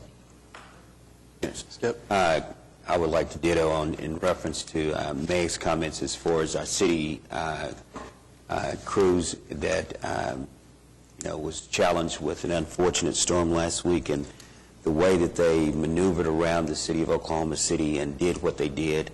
I personally made a call to Mr. Couch to express to him that I know from time to time you get a lot of negativity in reference to everybody wants their street clean right now, but when I was able to get out and move around, it was very clear to me that we had did a fantastic job of getting ahead of the storm and being prepared for it. And so our citizens should be very fortunate that we have street crews that, for all those individuals who are out there working in the streets, my hat goes off to each and every last one of you. And I would also like to thank the mayor for the appointment of Ms. Alma Jenkins to the Traffic Commission. Ms. Jenkins has served as a volunteer in the city of Oklahoma City for years in various capacities, and so she will be the appointment to the Traffic Commission for Ward 7. And so, thank you, Mayor. Pat? Just a quick question, Your Honor. This is not a Ward 8 project, but it came from a constituent in Ward 8. The city has improved Wilshire Boulevard, a project out there to make it 4-lane, curb and gutter. Is there a bicycle path going to be built in conjunction with that project? Are you talking about Wilshire from Northwest Expressway to the west? Yes. I'll check on that for you, but I'm very, very sure that there is. But there's a designated bicycle path as opposed to just declaring it a bicycle route. I believe that's correct. Okay, good. But again, let me verify that for you. I'll wait for your and get back to you, but verification before I get back to I'm my constituent. pretty sure that there are. Okay. But Looks like Gary wants to say something. There is, both sides of the street, on the street, have a designated bike lane. What they call the gutter part of the street, from the curb out to where the asphalt is wider on both sides. And there's a stripe that clearly indicates it's a bicycle lane? There will be. I don't think it's there. Okay, but there will be.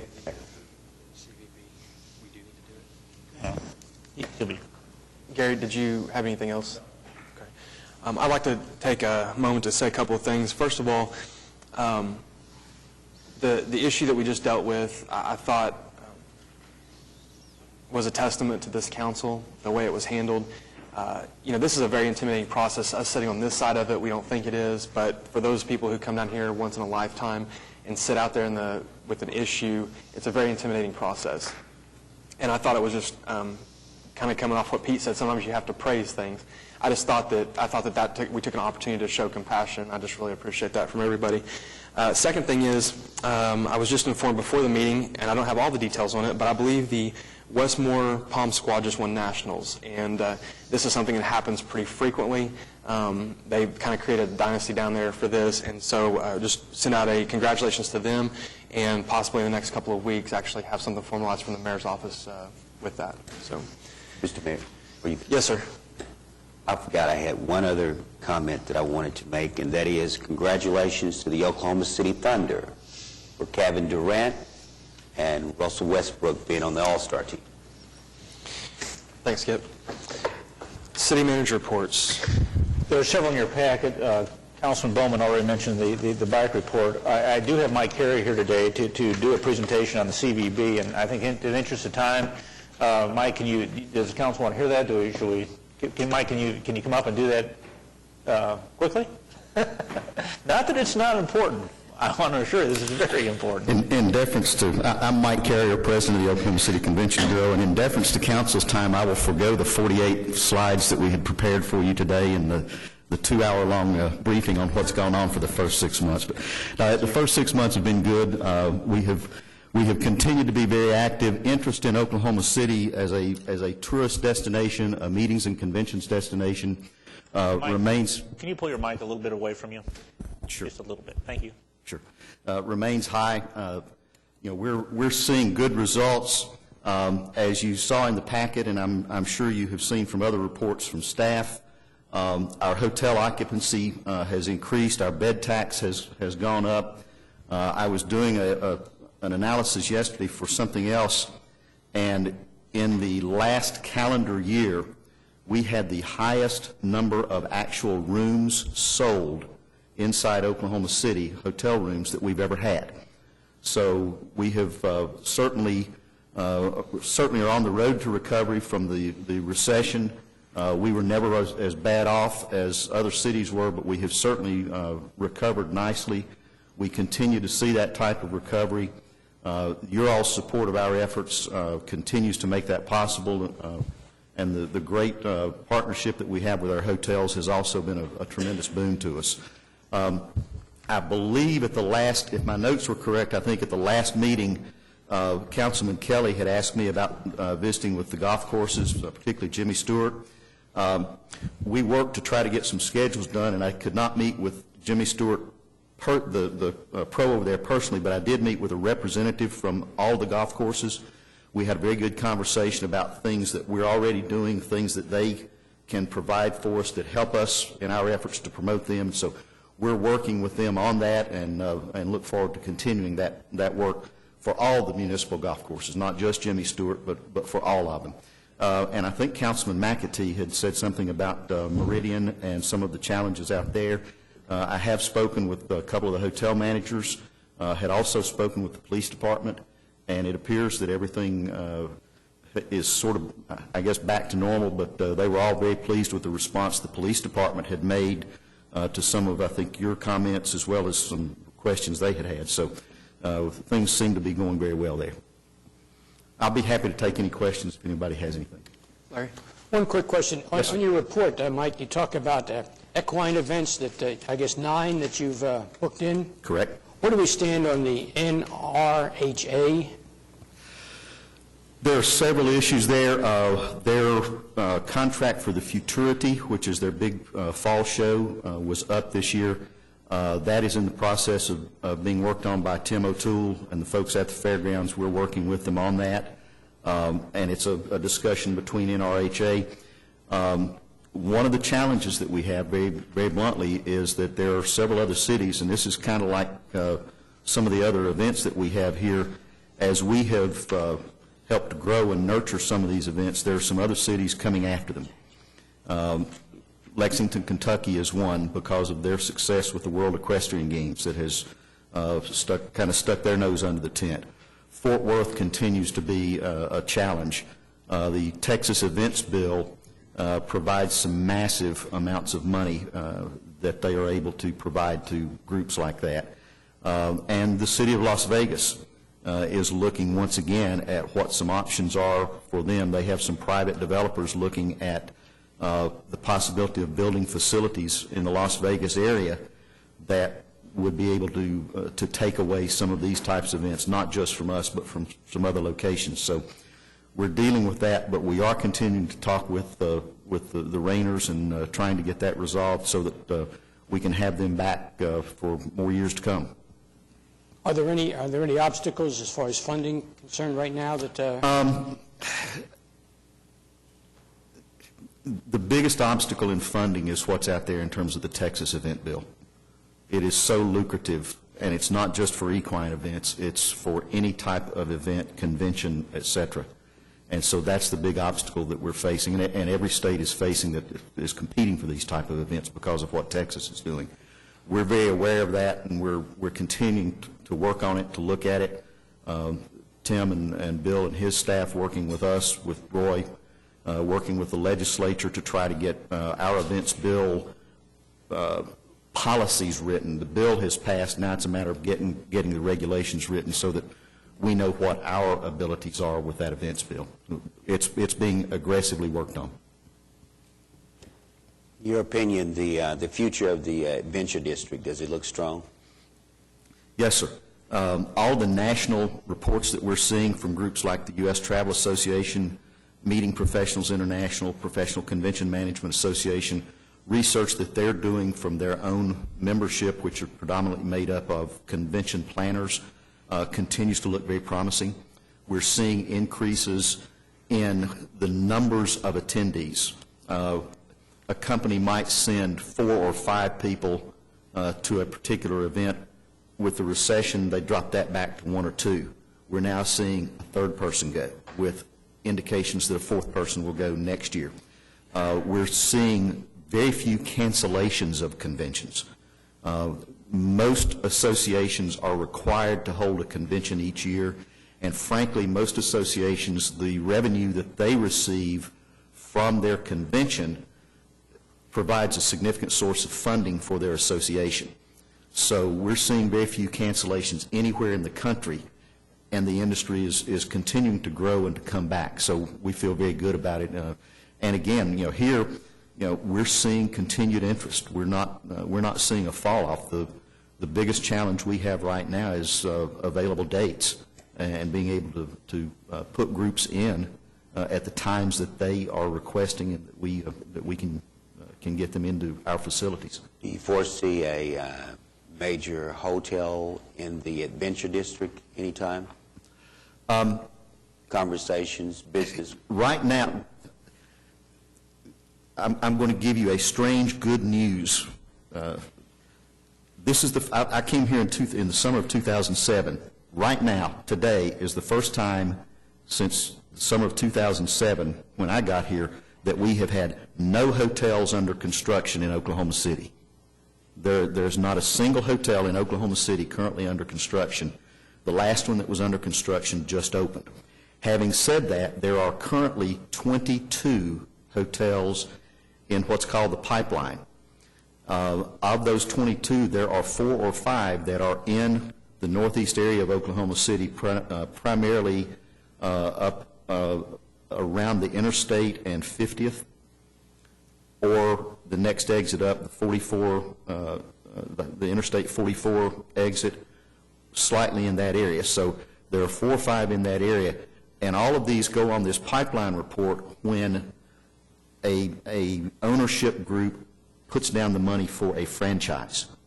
So they are not pie-in-the-sky projects. Now, because of financing and other things, it may take a couple of years before they break ground, but they are indeed in the works. That includes the Aloft, the Homewood Suites, the Hilton Garden Inn in Bricktown. It includes, properties in a variety, but that's just inside the Oklahoma City city limits.